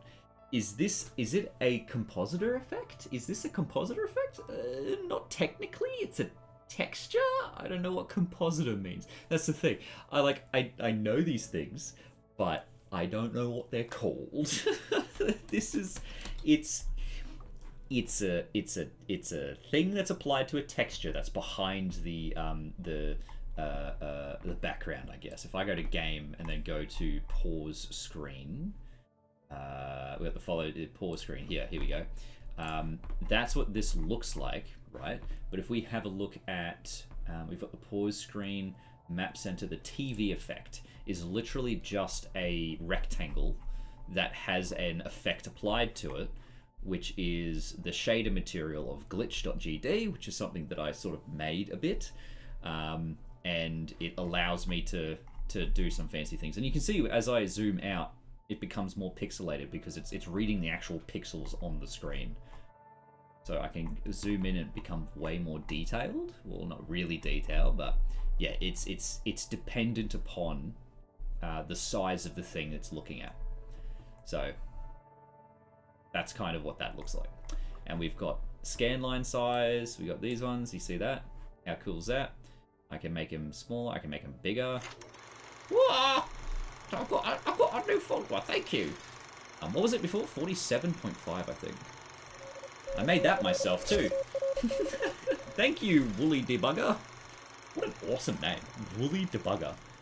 It's like you can debug things, but it's very fuzzy. I can also do the scan line depth, which makes it darker or lighter. Very cool. And then I've got the speed of scrolling, very fast, not fast at all, or I can go forward and backwards. Let's just reset that to what I liked it before, which was that, I think, yes. And then we've got shutters as well, so I can make it a big shutter, which I really love the way that the shuttering sort of works, because it took me a while to figure out how to do this. And shutter width down. And then we've also got the shutter speed as well, so we can make it really fast, sort of like a staticky thing. Look at it go. And then I can also know how to do a static as well. But oh, and pixelation, that was hard. That was hard to figure out. Sort of doesn't work. Pixelation sort of doesn't work. 4, 2. Okay, it does work. Look, it does work on multiples of 2. Yes, so on multiples of 2. I don't think it...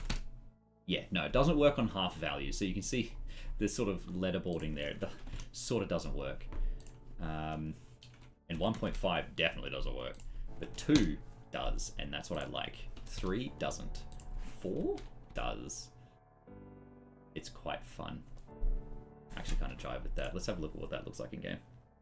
You like elephants and woolly mammoths? Yeah, that's true. Woolly mammoths are cool, big, ancient elephants, aren't they? No, I'm going to go back to 2.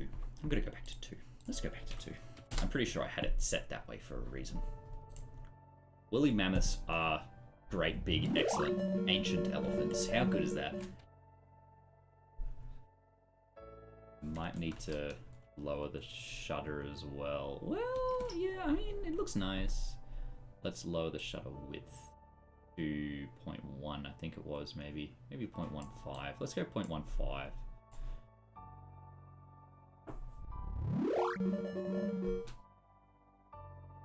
Yeah, that looks nice. That looks good. Yeah. So,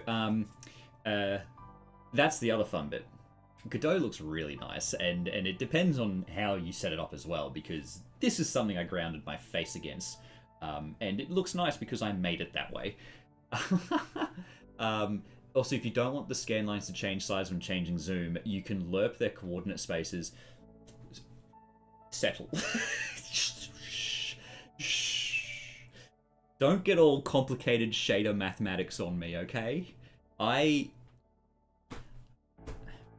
sort of, kind of understanding. Again, dipped my toes into this world. Did I have to set those sliders up somewhere, or is it built in? I did have to set it up. That's one of the things I really like about Godot, is that these shader parameters are just, if I open up this thing here, you've got uniforms. The uniforms allow you to set, uniform means variable. Uniform means variable in OpenShader. I believe this is OpenGL.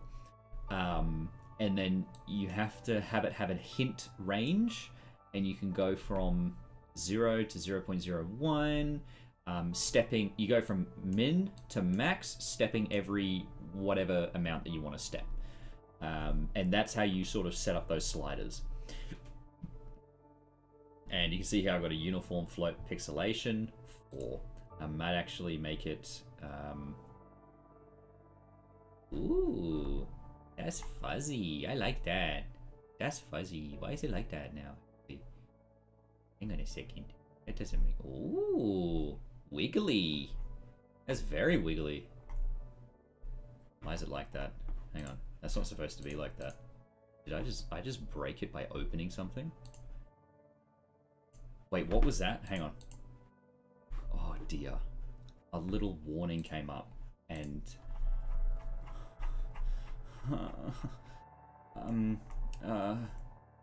oh man. Oh dear. Oh, okay. Okay. Okay, it was just at the level of zoom that I had. This is okay. Oh, that's right. I think it's because... Yeah, look at that. It's cool, isn't it? I like that. It's cool. That's because the shuddering... Okay, let's see if I can figure out this. The shuddering is based on the sine of the current time multiplied by certain variables multiplied by tau. And yep, and it is then using the y position to calculate how much it's scanning, and then it sets it, because that's why, and that's how it works. Please help me, save me from the monsters. This is, oh dear. I am looking at that, and then I am looking away, and that's how I do it. It is GLSL. The engine copies your shader code directly into the internal GLSL shader. That's really fun. And yes, hint range, feral graphic nerd noises. Yes.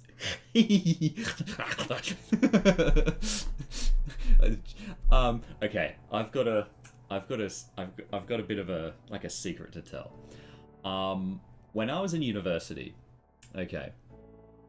Oh no, more scary words coming. For a simple horizontal scanline effect, not using a texture and pure shader, you can generate the lines directly from frag chord. Do I want to learn what that is? Oh, it's such a cool name! Hang on, let's have a look. Hang on. Frag chord. Frag chord Godot. Converting... Ooh. Okay, hang on. This document explains the differences. Hang on, let's have a look at... Oh dear. This document explains the differences between Godot's shading language and GLSL and gives practical advice on how to migrate shaders from other sources, such as Shader Toy and the Book of Shaders, into Godot shaders. I don't think this is what you were referring to. Frag chord. For full screen quads... Oh, hang on. What is... okay, so these are the GLSL variables. GL frag color, GL frag chord. Frag chord... it's not letting me see what that is. Copy. We'll come up to here, and we'll just search the docs. We'll paste that. Frag chord...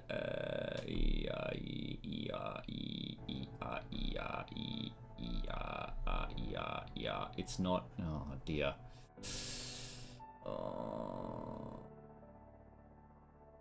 Because we've got the... here it is. Built-in frag chord. Coordinate of pixel center in screen space. XY specifies position in viewport. Upper left of the viewport is the origin. Bottom right of the viewport is 1.0. Yeah, so frag chord... now, so... The thing that really wigged me out, when it came to learning,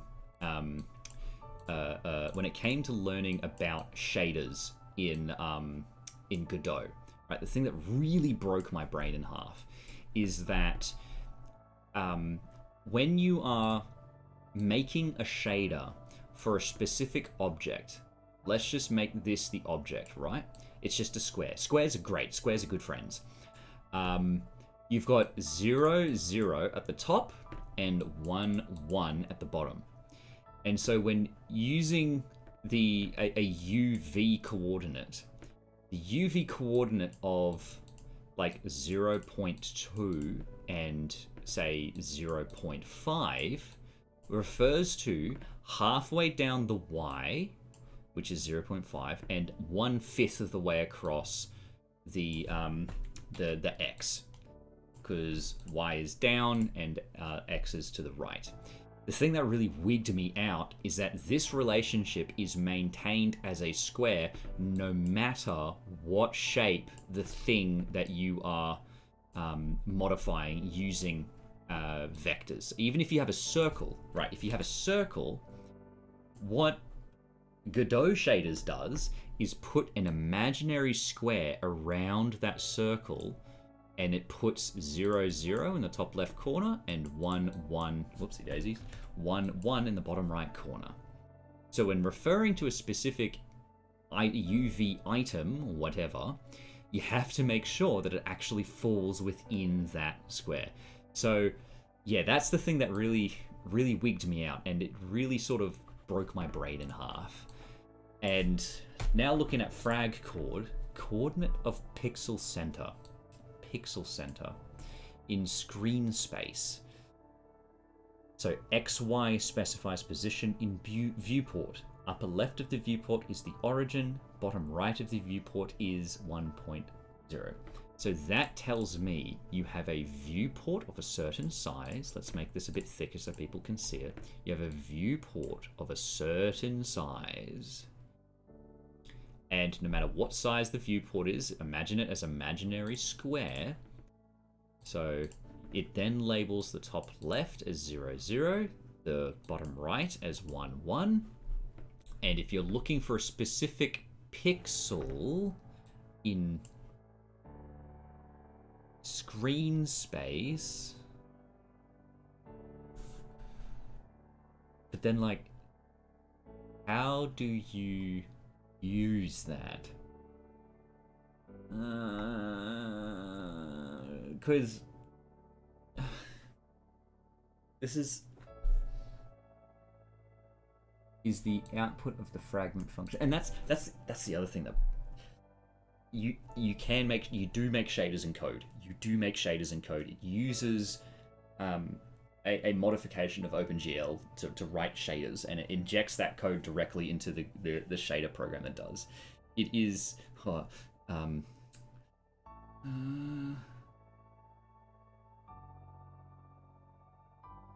when you say the aspect ratio corresponds to the actual viewport, do you mean it? How do you mean that? So 0.1, 0.1 is still, or rather, the point here still refers to 0.5, 0.5 because it's the middle of the viewport, yes? Visual shader, I don't know. I don't know these things. These are words. I understand the word visual. I understand the word shader. The combination doesn't work in my brain. Visual shader, I guess. Now we've gone down a route of shaders. The thing that also kind of wigs me out as well is that you've got fragment. Oh, that's where fragment is. Oh dear. Okay. You've got fragment. Fragment is the code that is run. Color. You see, color, I'm creating a texture using the screen texture, and whatever new UV I have calculated, which is up here, which does the left and right shuttering and things like that. And then it does the effect opacity, that's fine. And then screen, and then effect opacity, that's fine. And then the RGB is multiplied by the scan depth times the scanline sign, which is whatever the Y value is as it scans down. Scanline sign is specifically something that also includes time, so it goes down as well. Oh dear. Yes, the fragment, the fragment code here is called for every single pixel, and yeah, so I'm using screen UV here instead of frag chord. Screen UV is not something that I set. Screen UV is it indistinguishable to frag chord? Because screen UV is the screen coordinate for the current pixel. How is that different to frag chord? And you see, these are the things that really shits me about learning shader languages, right? The documentation makes no fucking sense. Like, words explain the words, the words on the right explain the words on the left, but how? Because, okay, size of individual pixels. It's the size of individual pixels. It's pixel screens. The screen pixel size. It's the size of individual pixels. Equal to the inverse of resolution. Right, it's a vector 2, which means we've got an x and y for the length and width, the width and height of a pixel, which is inverse of the resolution. So it is a value that's between 0 and 1, which determines the actual screen size of each individual pixel. Okay. Whew. So a fragment is basically a pixel, and the fragment shader runs for every fragment. Yes, okay, yes, I understand that. And that was the other thing that I had to figure out as well, is that you've got each fragment has certain inputs that are based on the coordinate of that fragment on the screen. So you've got all the fragments on the screen, they are individual pixels, and this one runs for every single pixel on your screen. It runs once every frame for every single pixel on your screen. Or indeed every single pixel in the texture that you are applying it to. And it's very important to recognize the difference of that, because you could have, right, you've got a circle, right? Let's have a look at a circle. You've got a circle, right? Now, this circle is not, in fact, an actual circle. The circle is actually made up of pixels, right? So imagine we've got, I don't know how to do this in Paint. Fuck me. Imagine we have a, let's go with this. Okay, so I've got,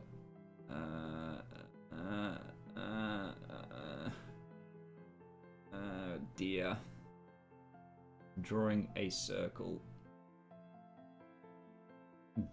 I'm actually drawing this quite well. I didn't realize how well I'm actually drawing this. So this is the zoomed in version.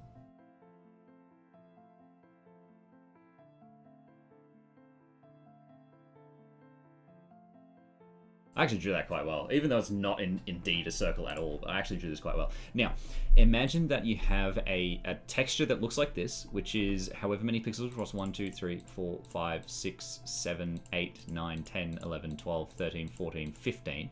It is 15 by 15, right? So you've made this, it's 15 by 15. Just imagine you've made that as a 15 by 15 thing. Remember, OpenGL, or the shader language, doesn't know that it's 15 by 15, because when the shader language looks at this, it can be any size it wants to be, right? It can be any size, and those individual pixels that make up the sprite can be any size. And so the fragment that it's actually looking at is whatever the square that it looks at, and it goes from 0, 0 at the top left corner and 1, 1 at the bottom, oopsie daisies, 1, 1 at the bottom right corner. And despite the fact that you know it's 15 by 15, if you did 1 over 15, 1 over 15, that here, which is this this value here, screen pixel size, 1/15, 1/15, is refers to... no, it actually refers to this point. Technically it refers to this point, which is the intersection of one pixel and the other pixel. Oh dear. And so 2/15 by 4/15 refers to, you've got 2 here, and then 2, 3, 4. That's my partner. Give me 2 seconds. Hello, my love. How are you? Hi. That's good.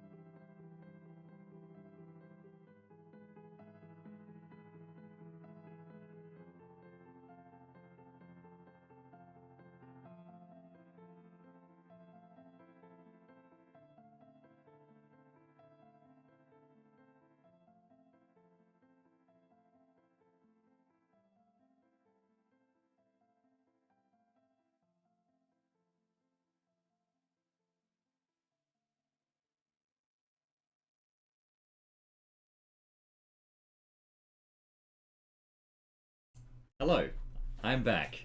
I just had a phone call. So sorry about that. Oh dear. So yes, that was. Excuse me. I can't tell the caller that you love them, Fanny Slam, because that's my future wife you're talking about. Which is an awesome thing for me to say. That's my future wife. So. Anyway. Hello, Fatty Slam. How are you? Got back from the hospital. How is your mum? Like that sounds like such a diminutive. How's your mum? But like legitimate, genuine, actual question. How is your mother doing? Oh, you're at mute. You're at mute. Oh, I see. Sorry. You are muted? Question mark.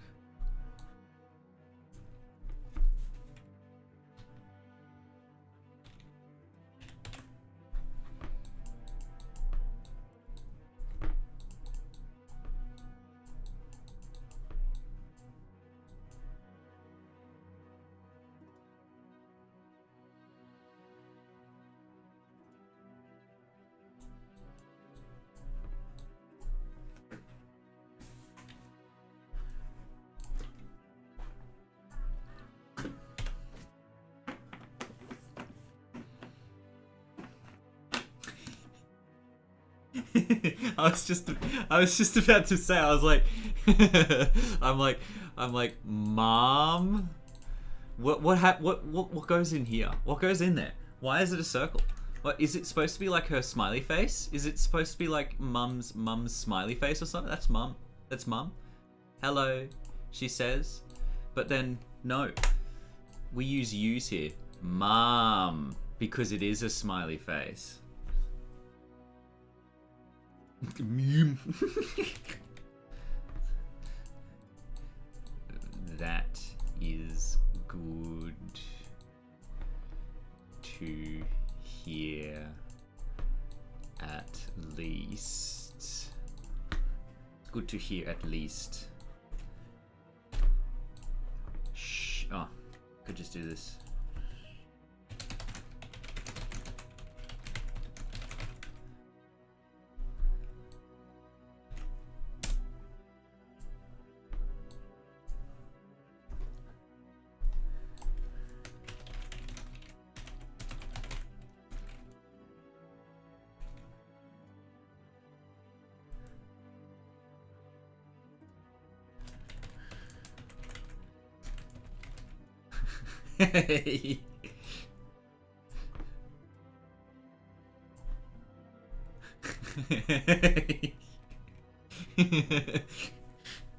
um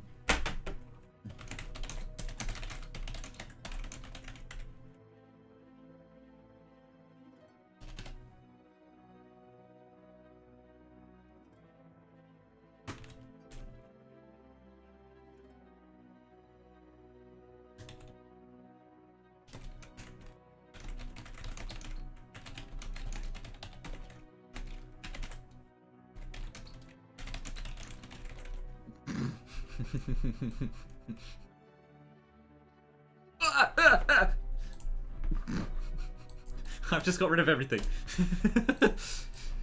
I can... Oh.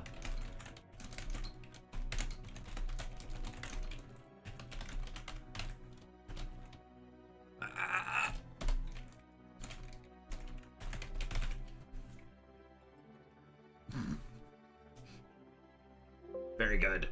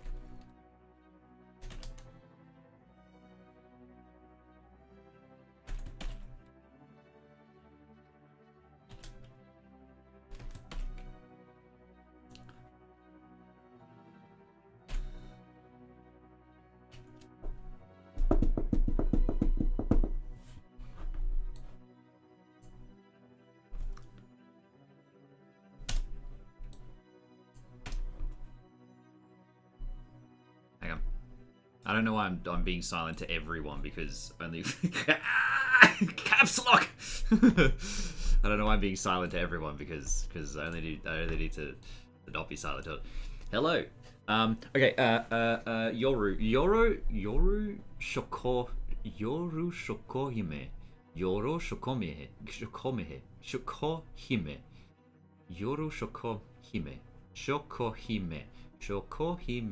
Yoru shokohime. So, Yoru, you posted a big scary... Here it is. So, Godot's UV is always normalized to 0.0 to 1.0 on both axes. So, we don't use UV when we need actual screen dimensions. We use frag chord. Oh, okay.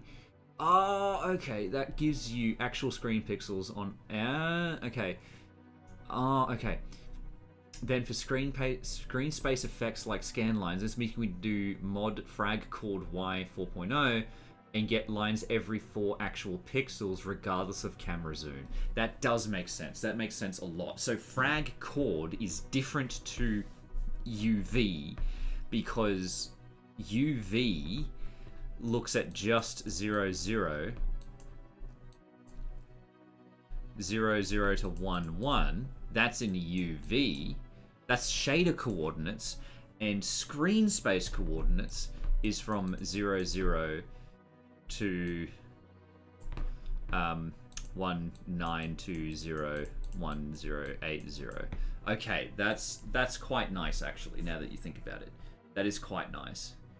And so, sampling the screen at frag chord will get it no matter what the actual scale of the screen is. It will be normalized to this. Okay, that's good. That is good to know at the very least. And it's good to have someone be able to disambiguate that. I did see your big wall of brain melt. That's what I've been trying to figure out, which is the that stuff. And the big reason... Now, I did have a story when it comes to my OpenGL. You can still use screen UV with frag chord, but it's only if you want to suffer. Yes, I know. No, I know. No, I can imagine.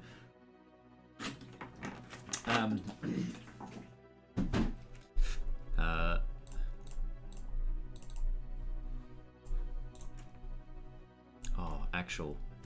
Hang on. Yes. Copy.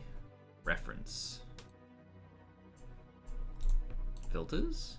Can I have another...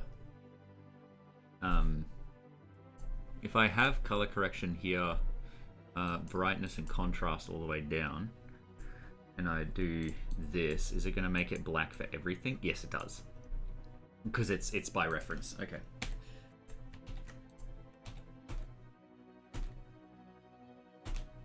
There we go. Good.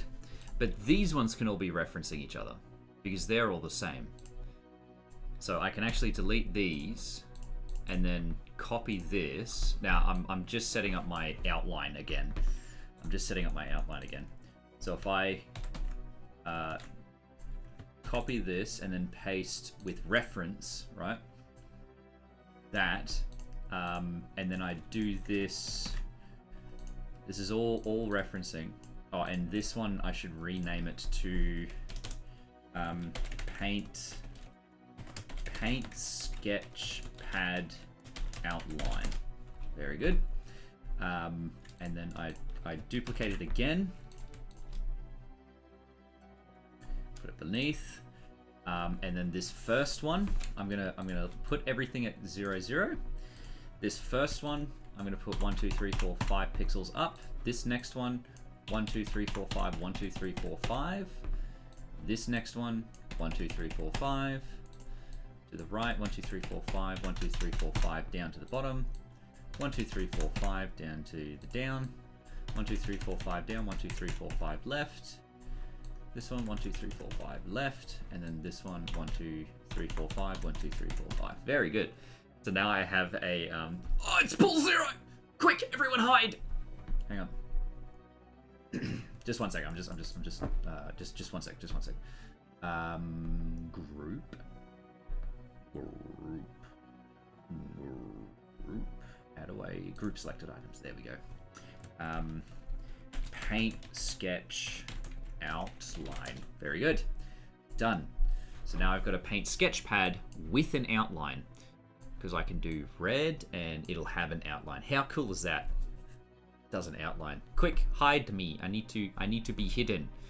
I need to be hidden. I need to be hidden. There we go.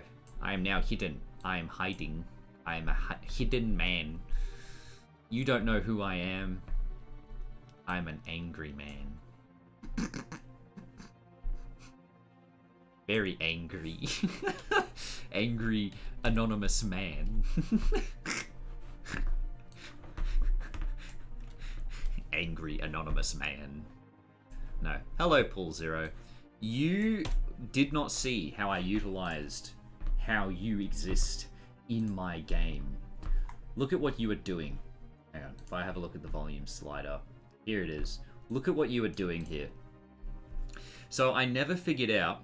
I never draw a little bunker for me to hide in. Hang on. I'll make myself a little bunker. I gotta bunker myself. Hang on. Here we go. Here we go. I'm putting myself in a bunker, everyone. Putting myself in a bunker. Hang on. Let's just I'm shielding myself off, and then I just need to cut a little hole for me to peek through. There we go. Oh, and I will also just give myself a little gun turret. Hang on. I'm just gonna put this here, and then that there. It's a little gun turret, just to help me stay protected. So there we go. I can't tell if my eyes are correctly positioned. So anyway, this is what you were doing, Mr. Pool Zero, because I never figured out how to get rid of the 9. What you do is we've got a random number, right? A random number, which is just a random int. At start, it goes random range from 1 to 9. And what it does is it adds 1 if the return value is 0 to 1, or 1 to 9, and if it's above this random number, then it will add 1, so that I get rid of a random number between 1 and 9. So look at this.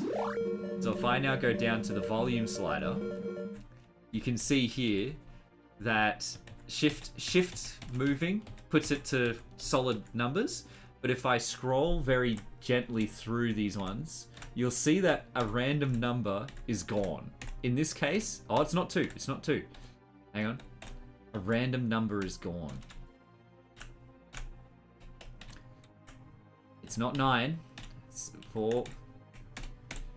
It's 5. So you can't put it on 5. So 65 doesn't exist. In this generation of the game, 65 doesn't exist. So this is what I'm hiding from, by the way. So 65 doesn't exist. So he goes 4 to 6, and that's with everything. So you got 41, 44, 46, 44. So there, in that case, the random number is 5. So it adds 1 when the value of this return value is above 5 or above, so that I can get the 0 properly. And if I run the game again, it'll be a different random number. If I just have this volume slider here, player grabber, my speed, increase speed, I'll put that to 0.3, just so I can slow it down a little bit. Oh, and yes, and Yoru has been scaring me with shaders. Shaders are very scary. So here we go. You see, this generation, 5 exists. 6, 7, 8, 9, 10. Yep. So it's below 5. 3 doesn't exist. So you see that?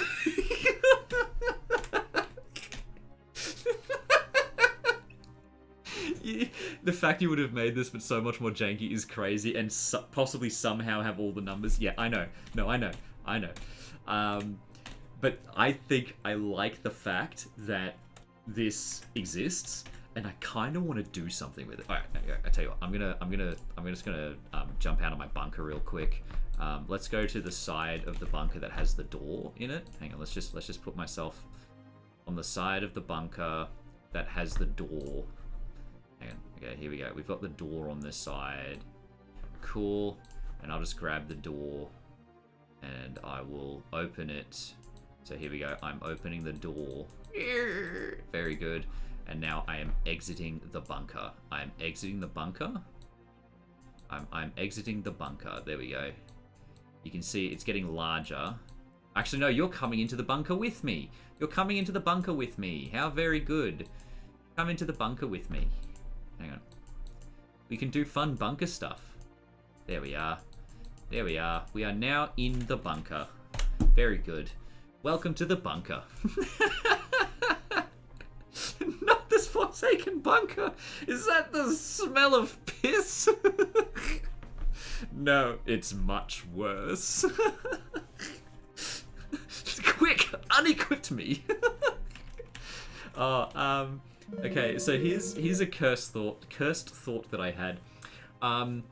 You know, have you ever tried to like grab a fly to kill it? You know, like you got a fly buzzing around, you're like, and you just wanted to kill it that way, or like it's a mosquito or something. You just want to kill it by grabbing it. So you grab it to kill it, or you can grab it to like throw it outside or something like that. If you're a pacifist wanker, right? Have you ever tried doing that? And then you grab it, it disappears, so you think it's in your hand, but you open your hand and you discover that you don't actually have it in your hand. You see?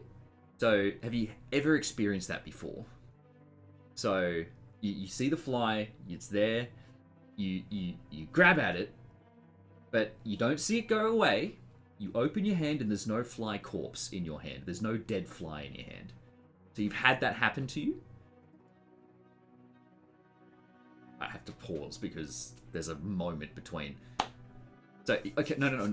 But have you, when you were learning to catch it, has it happened where you've lost track of the fly, right? Just please say yes. Just please say yes. Just say yes. This has got to be, yeah, thank you. It's got to be a universal experience. Okay, so what actually happened in that instance was you went to catch the fly, but you didn't grab it with your hand because there's no corpse in your hand, and it didn't escape because you can't see it flying around. What actually happened is that you added that fly to your inventory. And that's why when you die, flies like come around you. No, that's all the flies that you've had in your inventory. You've just been collecting them over your life, exiting your inventory. Like Minecraft. And then all the flies just...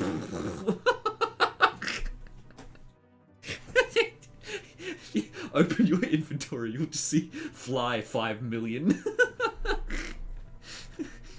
Anyway, that's my cursed thought that I like enjoying myself with.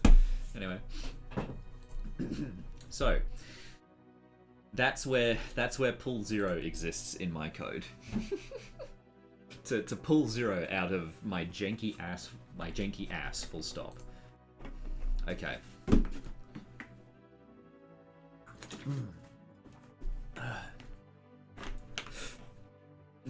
How do you get them out? I don't know. You have to die. And then they'll be released.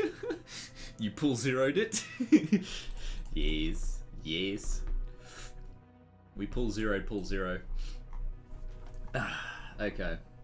In any case, I have now... Okay, so I'm going to add a child node. It's going to be a sprite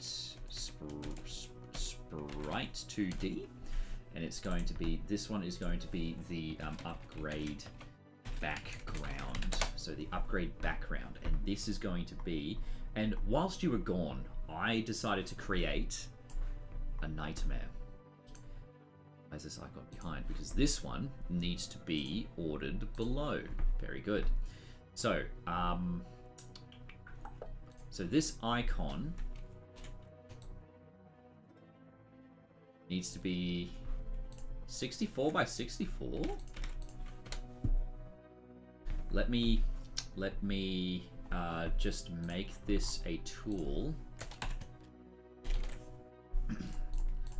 Right.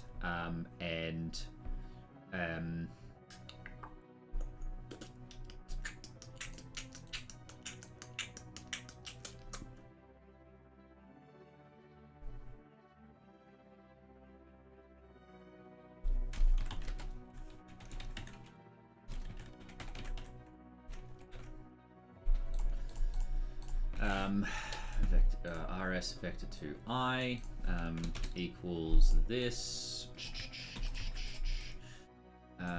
Vector to I get return rs set v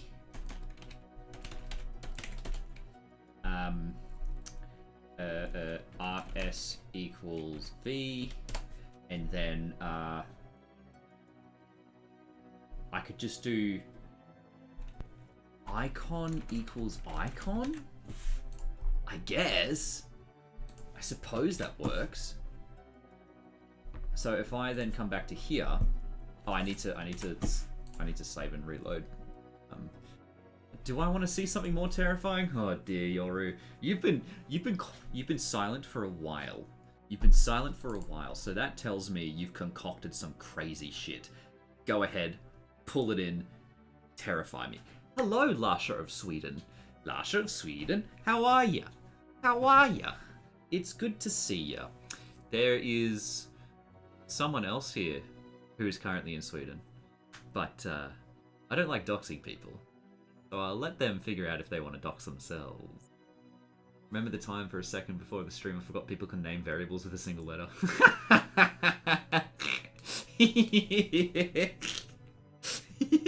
I wonder who that person is that is also from Sweden. Oh dear.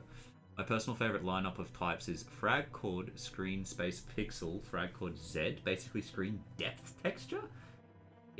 In the projection matrix, screen depth view space, right? Inverse projection matrix. Hang on, guys. Just one sec. The Swedes are talking. Okay, I'll let you talk over there. I just need to focus on this for a sec.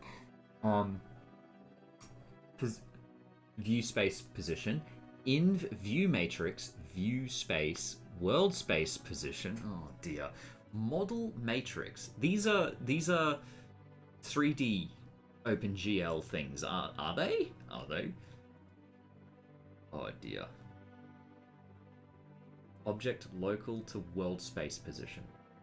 Yeah. I'm horrified, Yoru. How can you just say that?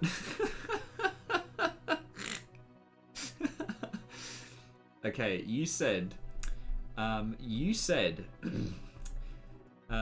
that finns, I don't know how to pronounce the A. I'm just going to say Nagon Fran Sev Sverig. The power of being fluent. Yeah, Yoru. Pulsera made a very, very specific thing. Yoru, you are the reason we use node graphics in this world. Oh, this thing is doing the thing I want it to do. Excellent. So 28 by 28. Excellent. This is excellent. Brilliant. This is doing the thing I want it to. I can do it by 30 by 30. No, I'll do 28 by 28. Oops. Excellent. And yes, I am aware, get this, I am aware that I'm just changing the scale, but this means that this can be any square texture and it can put it to the size that I want it to be. And I can size it up exactly what I want it to do.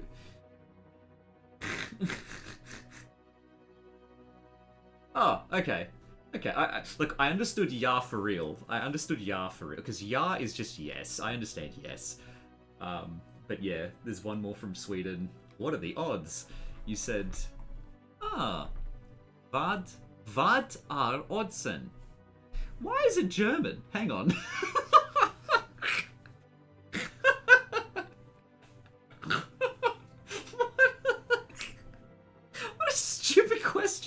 I'm looking at the Swedish, and I'm like, why is it German? Hang on. Tjaba. Okay, so Tjaba var... Is it Er Oddsen? Because, okay, German likes putting N at the end of nouns to make it a plural. And Oddsen, odds, as you said, odds. But I assume you do the same Germanic thing where you make your D's T's. Wat, so it's just wat, which is just W-A-T, which is German for what. So you said wat, and again, I don't know if you pronounce A with the two tops, the I can't remember what the name, the two dots at the top. If that's A, or if it's like a longer, how do you, it's very close to German. German and Swedish are in the same language tree. Yes, they are. It's like me pointing to a monkey and saying, why is it ape? I recognize that. It's like me pointing at a clownfish and saying, why is it tuna? Like, yes, it's the same type of thing. It's very close. They're very close together. Which is understandable, because it's understandable. Look, it's understandable. It's understandable. You understand it. I don't, but you do. Sounds close to Dutch. And I wonder why, because Dutch and German sound very close together. But the exact reason you learn from different family trees. Yes, that's exactly right. You learn from those different family trees so you can figure out the different languages, so that you can learn those languages a lot easier. If you learn Italian, you can somewhat learn Spanish, and if you learn Spanish, you can somewhat learn Portuguese. You know, they're from the same family tree. You learn French, and you can be a snob if you want. I don't know where French fits into things. It's like the joining language between Dutch's drunk German. You're absolutely correct.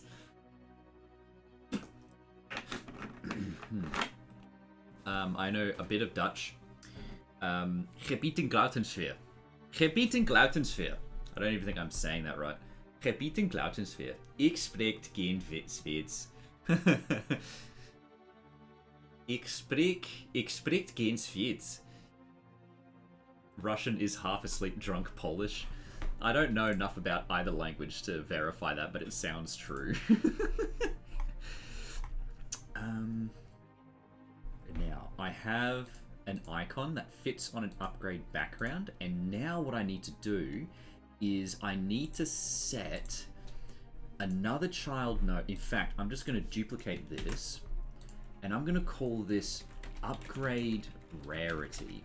So upgrade rarity, which fits above upgrade index. Now, upgrade rarity is going to be one of these four. So if it's level 1 rarity, it's that. If it's a level 2 rarity, it's that. Level 3 is that. Level 4 is that. Level 5 is that. So I am going to attach a script, and it's going to be in scripts, UI, upgrade controllers. Yeah, upgrade controllers. I'll go with that. Upgrade rarity. Create, and it extends sprite 2D. That is correct. And I'm going to say it is it is class name upgrade rarity. Upgrade rarity.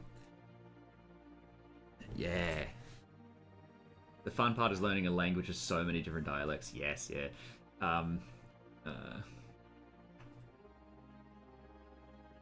Lasha, one thing I will say, so I'm a lot like you. I'm a lot like you, Lasha, because I came from Unity to Godot, and this project here is the result of my blood, sweat, and tears, of me rubbing my face against Godot like sandpaper and slowly grinding myself away.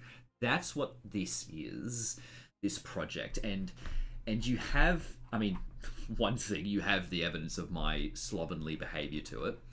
You all migrated from Godot to Unity. That's fair. No, that's very fair. My level of comprehension of Unity was quite advanced, in my opinion. Have I ever made anything to prove that? No. Did I enjoy it? Yes. Coming to Godot, though, there was a lot of things I had to learn and unlearn. Like, my biggest experience, for instance, was the fact that... my biggest mind break was the fact that scenes and prefabs, that language in Unity, scenes and prefabs, are the same thing in Godot. In Godot, scenes are prefabs. You load scenes as prefabs.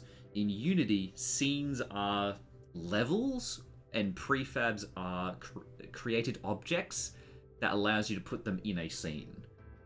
But in Godot, scenes are prefabs. They're all the same thing. Because it's just a bunch of nodes. This is a scene, but I'm using it as a prefab. And so I'm going to put this into the game. You know, it's weird. It's weird. I'm going to have export var rarity level, which is an int, which goes 0. I'm going to go export range. Min is 1, max is 5, step is 1.0. Done.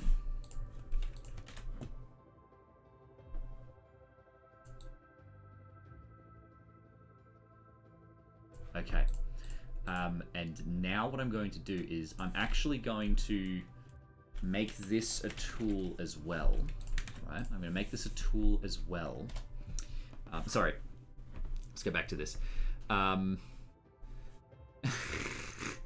Carcinogenic code. you migrated to Agent Smith. You migrated to Claude code. Yeah, that's like, I'll take Pool Zero's carcinogenic code over Claude code. Unfortunately, Agent Smith, I recommend you attempt to migrate back to Godot code. Cause yeah, really? Your biggest issue with Unity is the pipeline between Blender and Godot is straightforward and logical, but Blender and Unity is not so much? Really? I thought it would be like the other way around. I thought like Blender was like kind of made for Unity, but there's different things with how the coordinate systems works, right? It's a little bit weird, right? Ooh, that is strange. Yeah, interesting. Well, that's good. Well, because I haven't not made any 3D objects in this for this yet, and I do kind of want to branch into that. But yeah, because you export it as FBX and import it into Unity, it's not that difficult, is it? Right? Yeah, because that's So, Agent Smith, you've come to an okay place. This is a safe space. It's as safe as like dangling, like sitting under an anvil that has like rope attached to it. Could be as safe a place as it can be. A lot of the knowledge that I have attained through programming for video games has been through my university degree. Unfortunately, I don't believe I am at the level. The sandpaper is calling for your head, indeed. I don't believe I am at the level to comprehensively like teach someone from ground zero. However, through targeted questions, I may be able to teach you certain things. Oh dear. Oh dear. Are you back? Are you back? Oh, you got a commercial. Oh dear. Okay. I should have waited. I should have waited. Okay. I'm waiting. I'm waiting. I am waiting.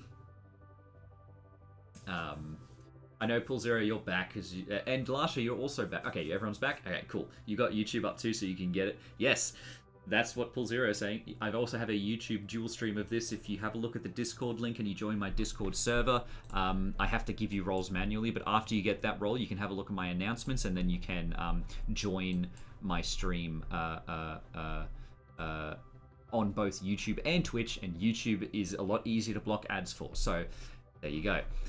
In any case, welcome back. So, hello everyone.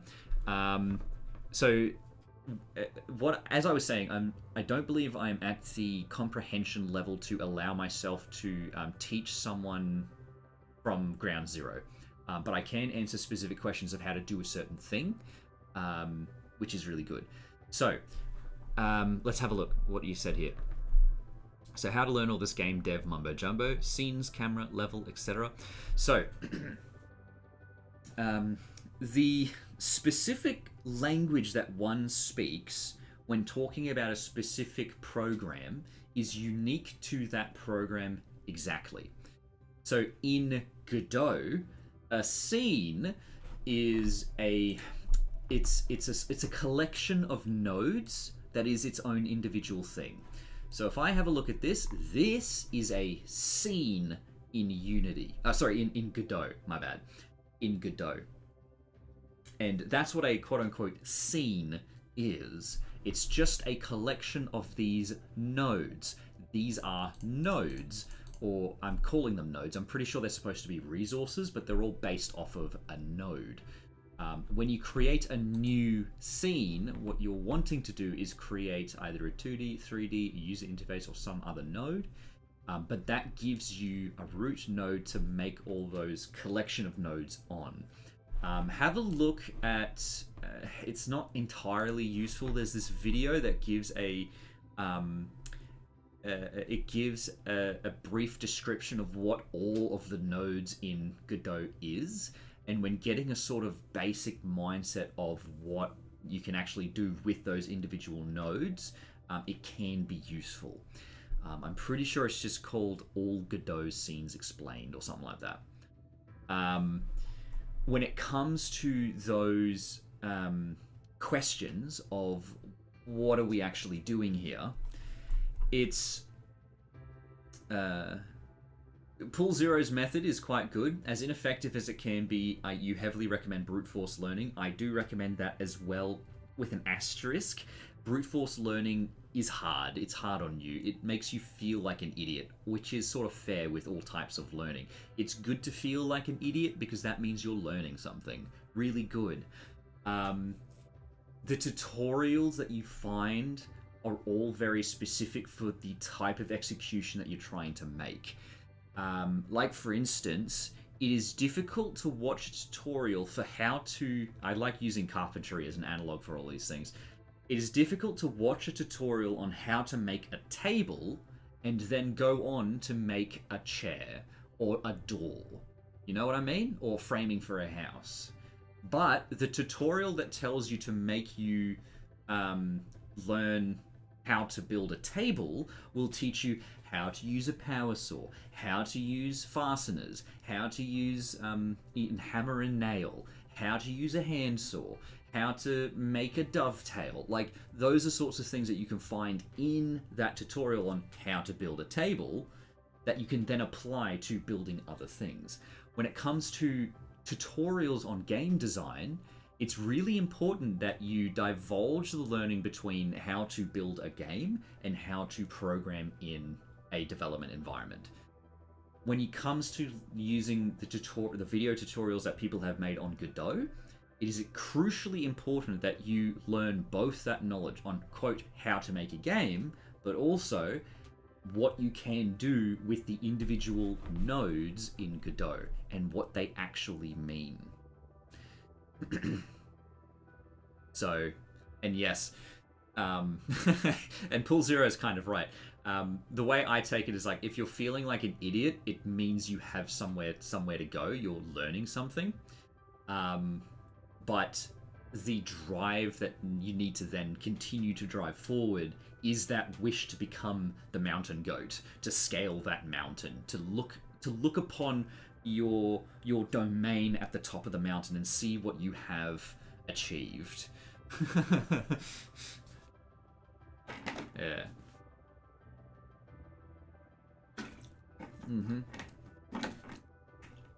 And the frustrating bit always, and the most terrifying bit to think about, and look, this is what I've created so far, right?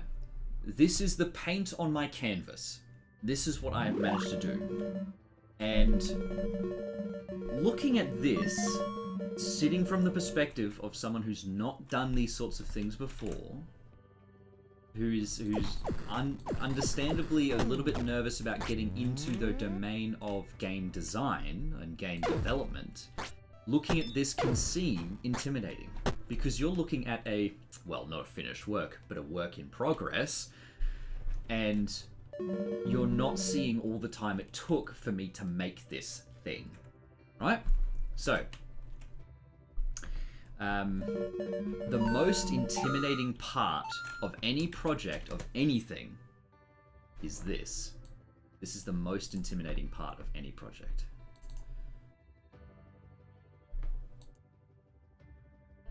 I'll just say, yeah, new game project. This is the most intimidating thing. Always. In anything that you'll ever do. It's the scariest thing. It's the scariest moment. What do I do now? What do I do now? What do I do? You're looking at this. What you're looking at is a blank canvas. This is a blank canvas. It's the same thing as a blank piece of paper.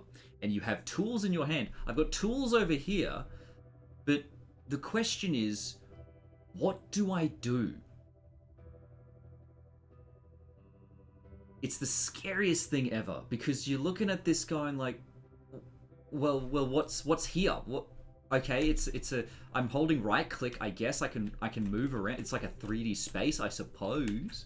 But then, how do I put a block here? How do I put a cube here? Like, how do I make a plane for? How do I put a character? These are the questions that go through your mind anytime that you hit that. Especially coming from this perspective of someone who has no idea what they're doing with video game development. That's the scariest thing. The scariest thing is a blank canvas because you have no idea what to do next. Well, the first thing that you always have to do when it comes to these things is this. I don't want to use that one. I'm just going to open up Paint. How good is Paint.net? Hey. I've been using this since fucking primary school. The greatest thing, the most powerful tool that you can use is understand where you want to go. What it is that you want to create. Have a solid picture in your mind of what it is you want to do. It's a game that does what? What is it that you want to do? Do you want to make, like, I don't know, like a card game? You want to make a card game? Then you're going to need to have somehow make a deck of cards, right? That's somewhere you can start. Oh dear, hang on. This is somewhere you can start. Okay, I've just broke that. Okay, that's fine. That doesn't matter. This is somewhere you can start. If you want to make a card game, you need to make a deck of cards. In order to make a deck of cards, you need to make a card. And on that card, you need to put stuff. You need to put an image, if you want an image, and you need to put text. So the question is, how do you do that, right? So you're thinking about what it is you want the game to look, and then all the things that you need to do to achieve that thing. When it comes to, oh, this is a really bad idea. Hang on. Paint X. That cool. No, excellent. Cool. So, like, if you want to make a card game, oh dear, I don't like Paint.net anymore. I used to like it. I don't like it anymore. When it comes to a card game, right? Again, you need to somehow make a deck or a hand. You need to make, okay, and your deck is a different thing as well, because you've got a deck of cards. You've got a hand, which is what the player has, and then you have the individual cards that the player uses, which may have an image and maybe some text. And not only do you have these visual elements, but you also have in the back end what this. I'm just gonna draw. Oh dear, this is meant to be a cog. It's sort of a broken looking cog, but this is how it works. These are the things that this card sort of does. And then when the player uses that card, what does it then do? So what does it do once it's being used? And these are the sorts of things that you have to figure out first. And maybe you want to make it, okay, maybe you want to make it to be, say, And now, one of the most important parts when it comes to this discussion. Okay, let's make it. You have a player. You have a player on the other side who has a deck of cards, right? You've got a player on the other side that has a deck of cards that you can't see. Okay. What the fuck is that noise? What was that? Oh dear. Oh, okay. You gave me bits. Thank you. I was like, I've never heard that noise before. What the... Hang on. What does it look like? Oh, okay. Thank you. Yes, what you're saying, Agent Smith, is what you're supposed to do. You have to... Sorry, I was just a little bit pulled off for that sound. I was like, I have no idea what that noise is. Yeah, you break down what you need to smaller individual components, not so much that can be reused, that might be reused, sure, but you want to break it down to individual components that you'll be able to develop upon.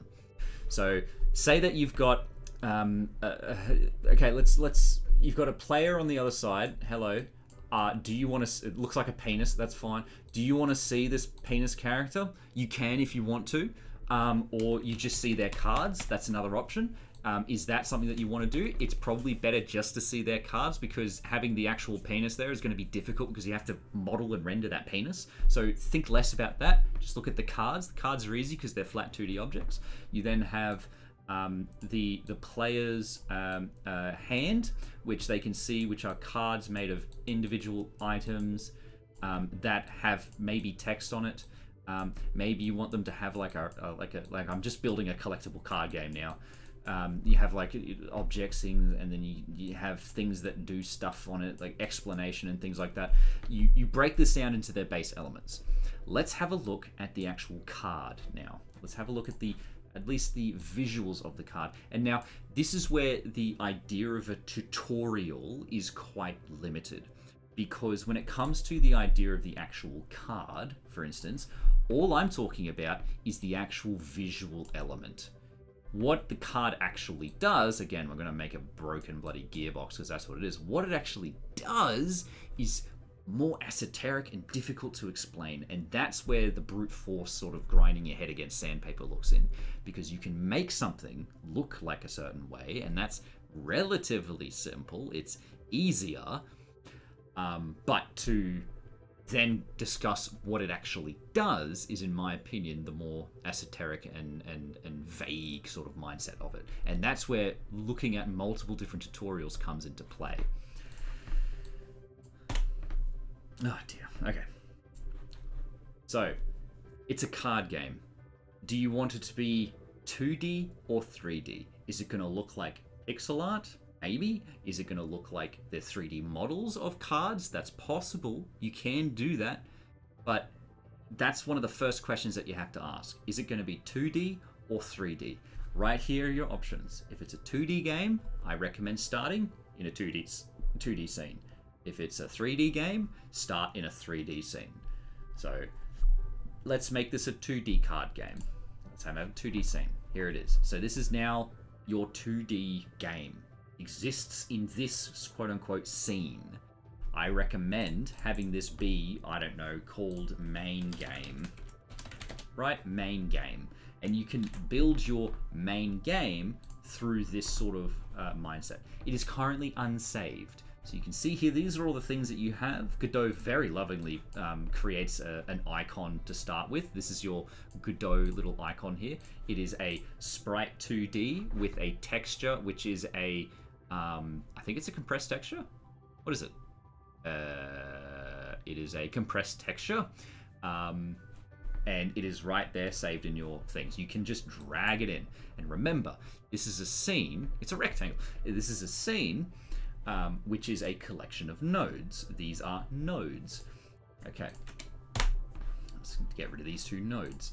It is currently unsaved. It doesn't exist in your project yet. You can save it and then make it our main game. Here it is, your scene.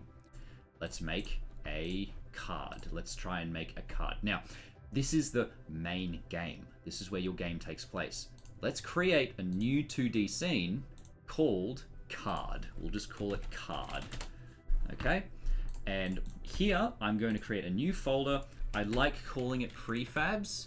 You can call them, I don't know, objects. You can call them something that makes sense to you to be something that you repeat in the game, that you make many of. So I'm going to call it prefabs because that's the Unity language that I am used to. Prefabs, otherwise known as prefabrications. Here is where my card is going to be saved. So in prefabs, card. I might actually do a new folder and I might make it card, you know. And I might actually call this card root. Make it root card. Okay, so now we got card root. What is the card going to look like? I'm going to add a, we'll go with, we've got all of these nodes here. So hang on. You go add a child node and you have all of these here. This is also really intimidating. Really intimidating because what the hell is all of these things? But what am I trying to do right now? Okay, I want to make a rectangle. Let's see if I can make a rectangle because that's what cards look like. As you say, Godot Shokohime, it's a rectangle. So let's see if we can find a rectangle. We've got animated sprite. Well, I don't have any sprites at the moment.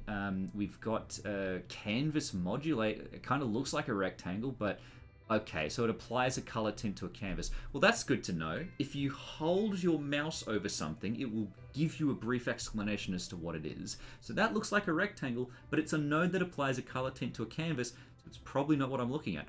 What is a canvas? I don't know, but it's not a rectangle, so we're going to move on. Moving on, we can see collision shape. The thing I want to create is not going to be, it's just a rectangle, right? It's just a rectangle. Oh, hang on. Polygon 2D. What does that mean? A 2D polygon. A rectangle is a polygon, right? Let's give it a shot. So we'll just add it in. Create. Oh, I'm getting another phone call from me, missus! Just one moment.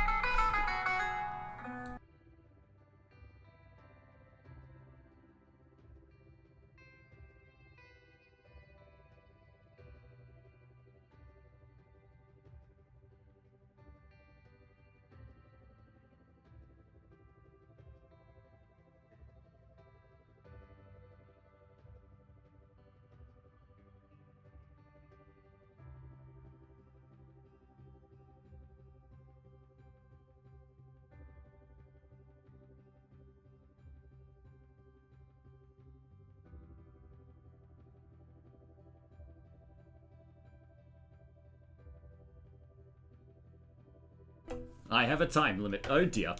I've got 10 minutes until my missus and my bub comes back home. So I'll wrap this up quickly. The important part is to learn how to explore with these things, right? You have to learn how to explore in these things. And as Pool Zero is saying, it helps a lot to learn independently writing code. Very important. If you learn Python, Python gives you the base description as to what GD script is like. GD script is, I always describe it as the bastard child of both Python and JavaScript. It is horrific, but it's great. It's a good, powerful code. And when you're learning Python, it's best not to cram specific concepts. It's better to cram how does that language structure itself. And then once you take that step back and see how that language constructs itself, you can then apply that knowledge to any language you want to learn. Questions to ask. What is a variable? What is a method? What is a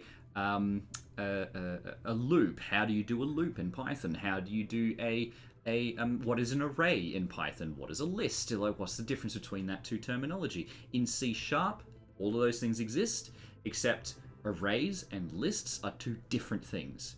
Arrays cannot change size, but lists can. And that's a confusing concept to have to try and consider when it comes from going from Python to something like C, for instance. Conceptual tutorials are really good. There's less actual coding in conceptual tutorials, which is okay. You may have noticed the first part of this basic example of what I was giving had no programming in it whatsoever. It was just, what do I want to do? And once you've structured what you want to do into individual specific questions, that's when you can start making something that looks really, really nice. When it comes to this rectangle that I want to consider, let's name this rectangle by the way, double clicking or just clicking on the name allows you to rename it. You can also right click and have a look at all these things, and so you see rename over here. You can also press F2 if you wanted to. Rectangle. How do I make a rectangle here? We've got a color. I can't see anything at the moment. We've got an offset. I don't know what that means. Anti-alias. I don't know what that means. Let's have a look at what texture is. I don't see anything that could help me here. Skeleton. I don't want to touch that for a bit. Data. What is that? Oh, polygon. Hey, polygon. I know what a polygon is.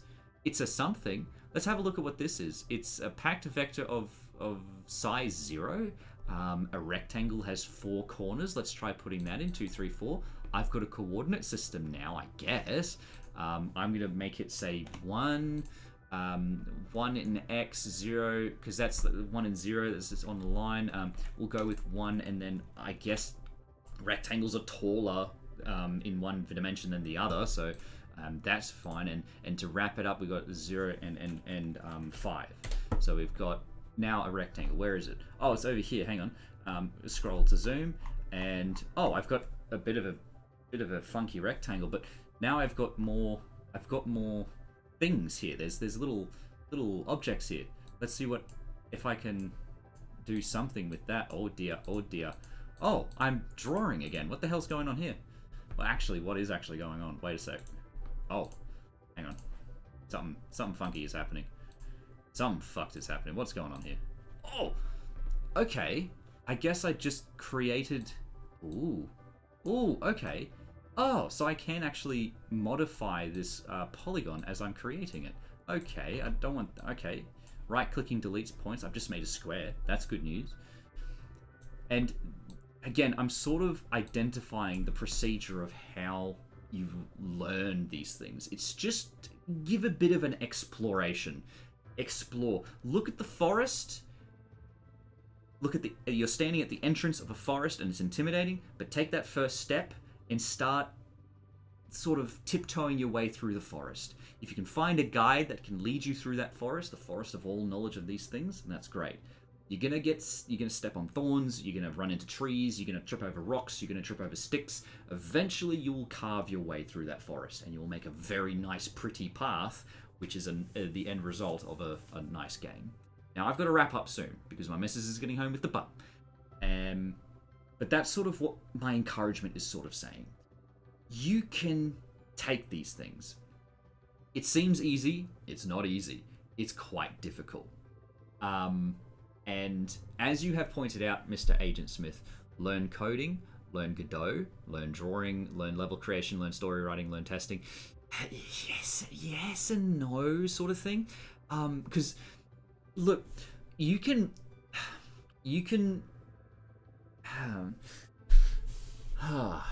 you find your strong suit. You can create a game without knowing anything about programming. You can create a game without knowing anything about programming, right? You work with what you're strongest in. Work with, if you're good at drawing, work with art. If you're good at animating, work with animation. You can create a game without writing a single line of code. It is possible.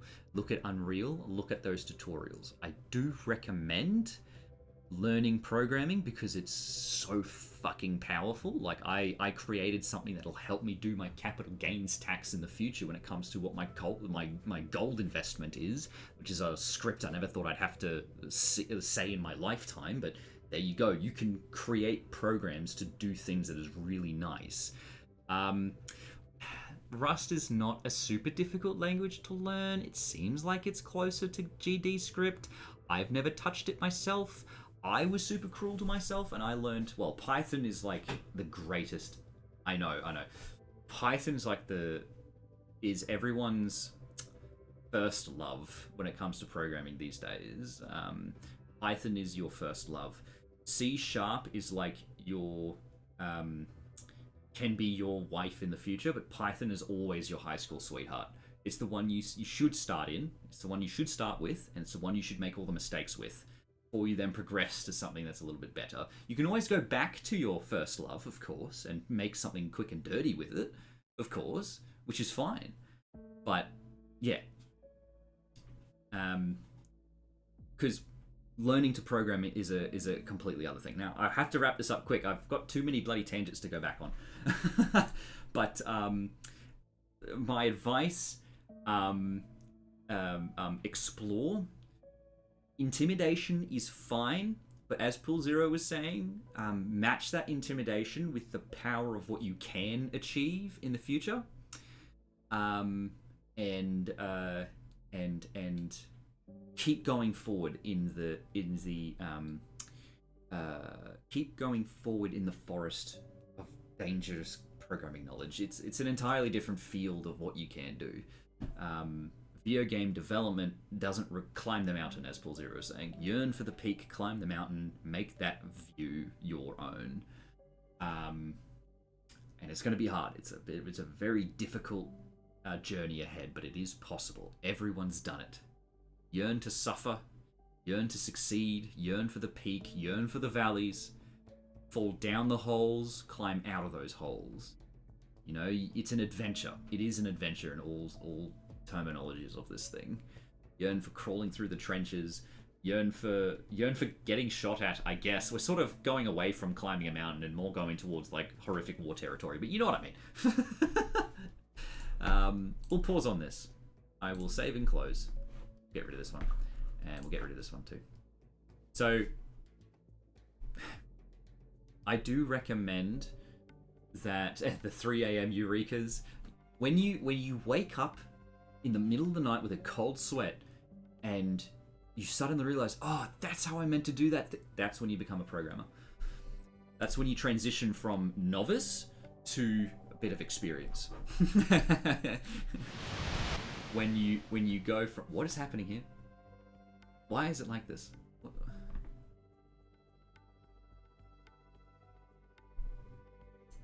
No.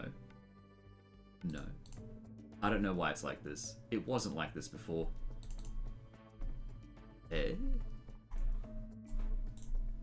Filters, I guess? Look, it's fine. It's fine. That's okay. This is okay. I don't care. Being being in a social setting and then suddenly randomly it clicks and you got to go home. My favorite one is dazing out from a conversation and building the code that you need to create in your mind, and then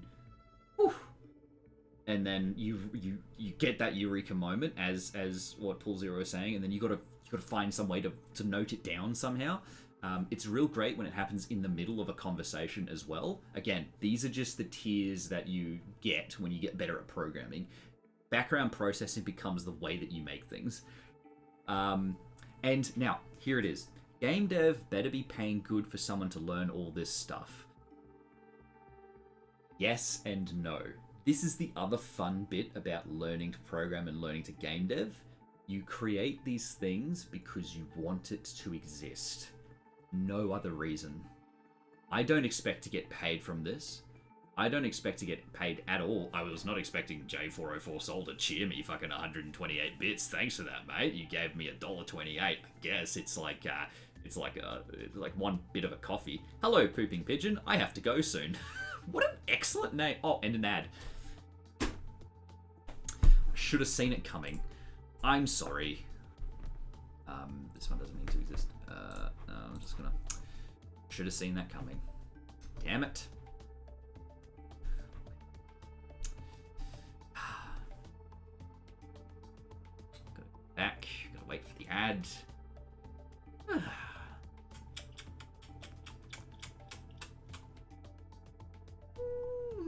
Ad in progress. 40 seconds. Wait for someone to say back. Yes. Back in front. I've really got to go. I got to go.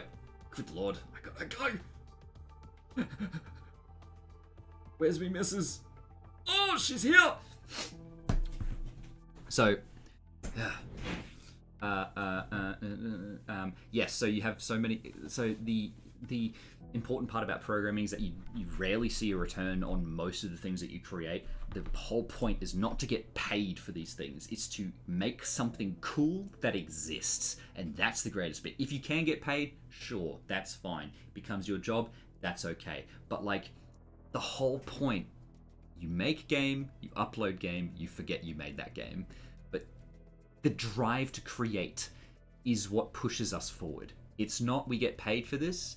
It's because we want to create that thing. Make something cool that exists. That's the most important. It doesn't even have to be cool. Just make something that exists. That's the whole point that we're doing any of this. This is the whole point we're doing any of this. Any programmer that exists is just, I want this machine, I want this sand that we've confused to start thinking to do a thing that I want it to. I want this thinking sand to do something I want it to. That's all you need to do. And sometimes they pay well. And again, you can make, okay, yeah, so you can make money if you work for a AAA game studio, but it does drain your life force. You trade your life force for money. But hey, and then they lay you off for AI, and that's also another thing as well. And it drains your life, and then you don't even get paid for it. Or they do crunch culture, and then you fail to get a score of 8.5 on Metacritic, and so but you get an 8.0 on Metacritic, and then they decide not to pay you your Christmas bonus. Or you could work at an indie studio. You can work for yourself and have the time of your life creating something. And I know what you're going to say next. And you get paid $0. Is that what's coming in? Is that what you're about to? Is that what you're about to say? You're about to say that? I'm poking you. Are you going to say that? You could work at an indie studio and have the time of your life, and get paid $0 because, but you work with your friends, and that's the important bit. So, yeah, it's a long tangent, basically, to come from all of this. But I do need to bail now. I think my missus is going to shoot me. I need to go. I might get lynched. Yeah. I usually stream Mondays. I usually stream Mondays. I've got a schedule. I don't usually fit to it, but sometimes around that time the schedule is I gotta go. Okay, bye bye. I'm sorry. I love to answer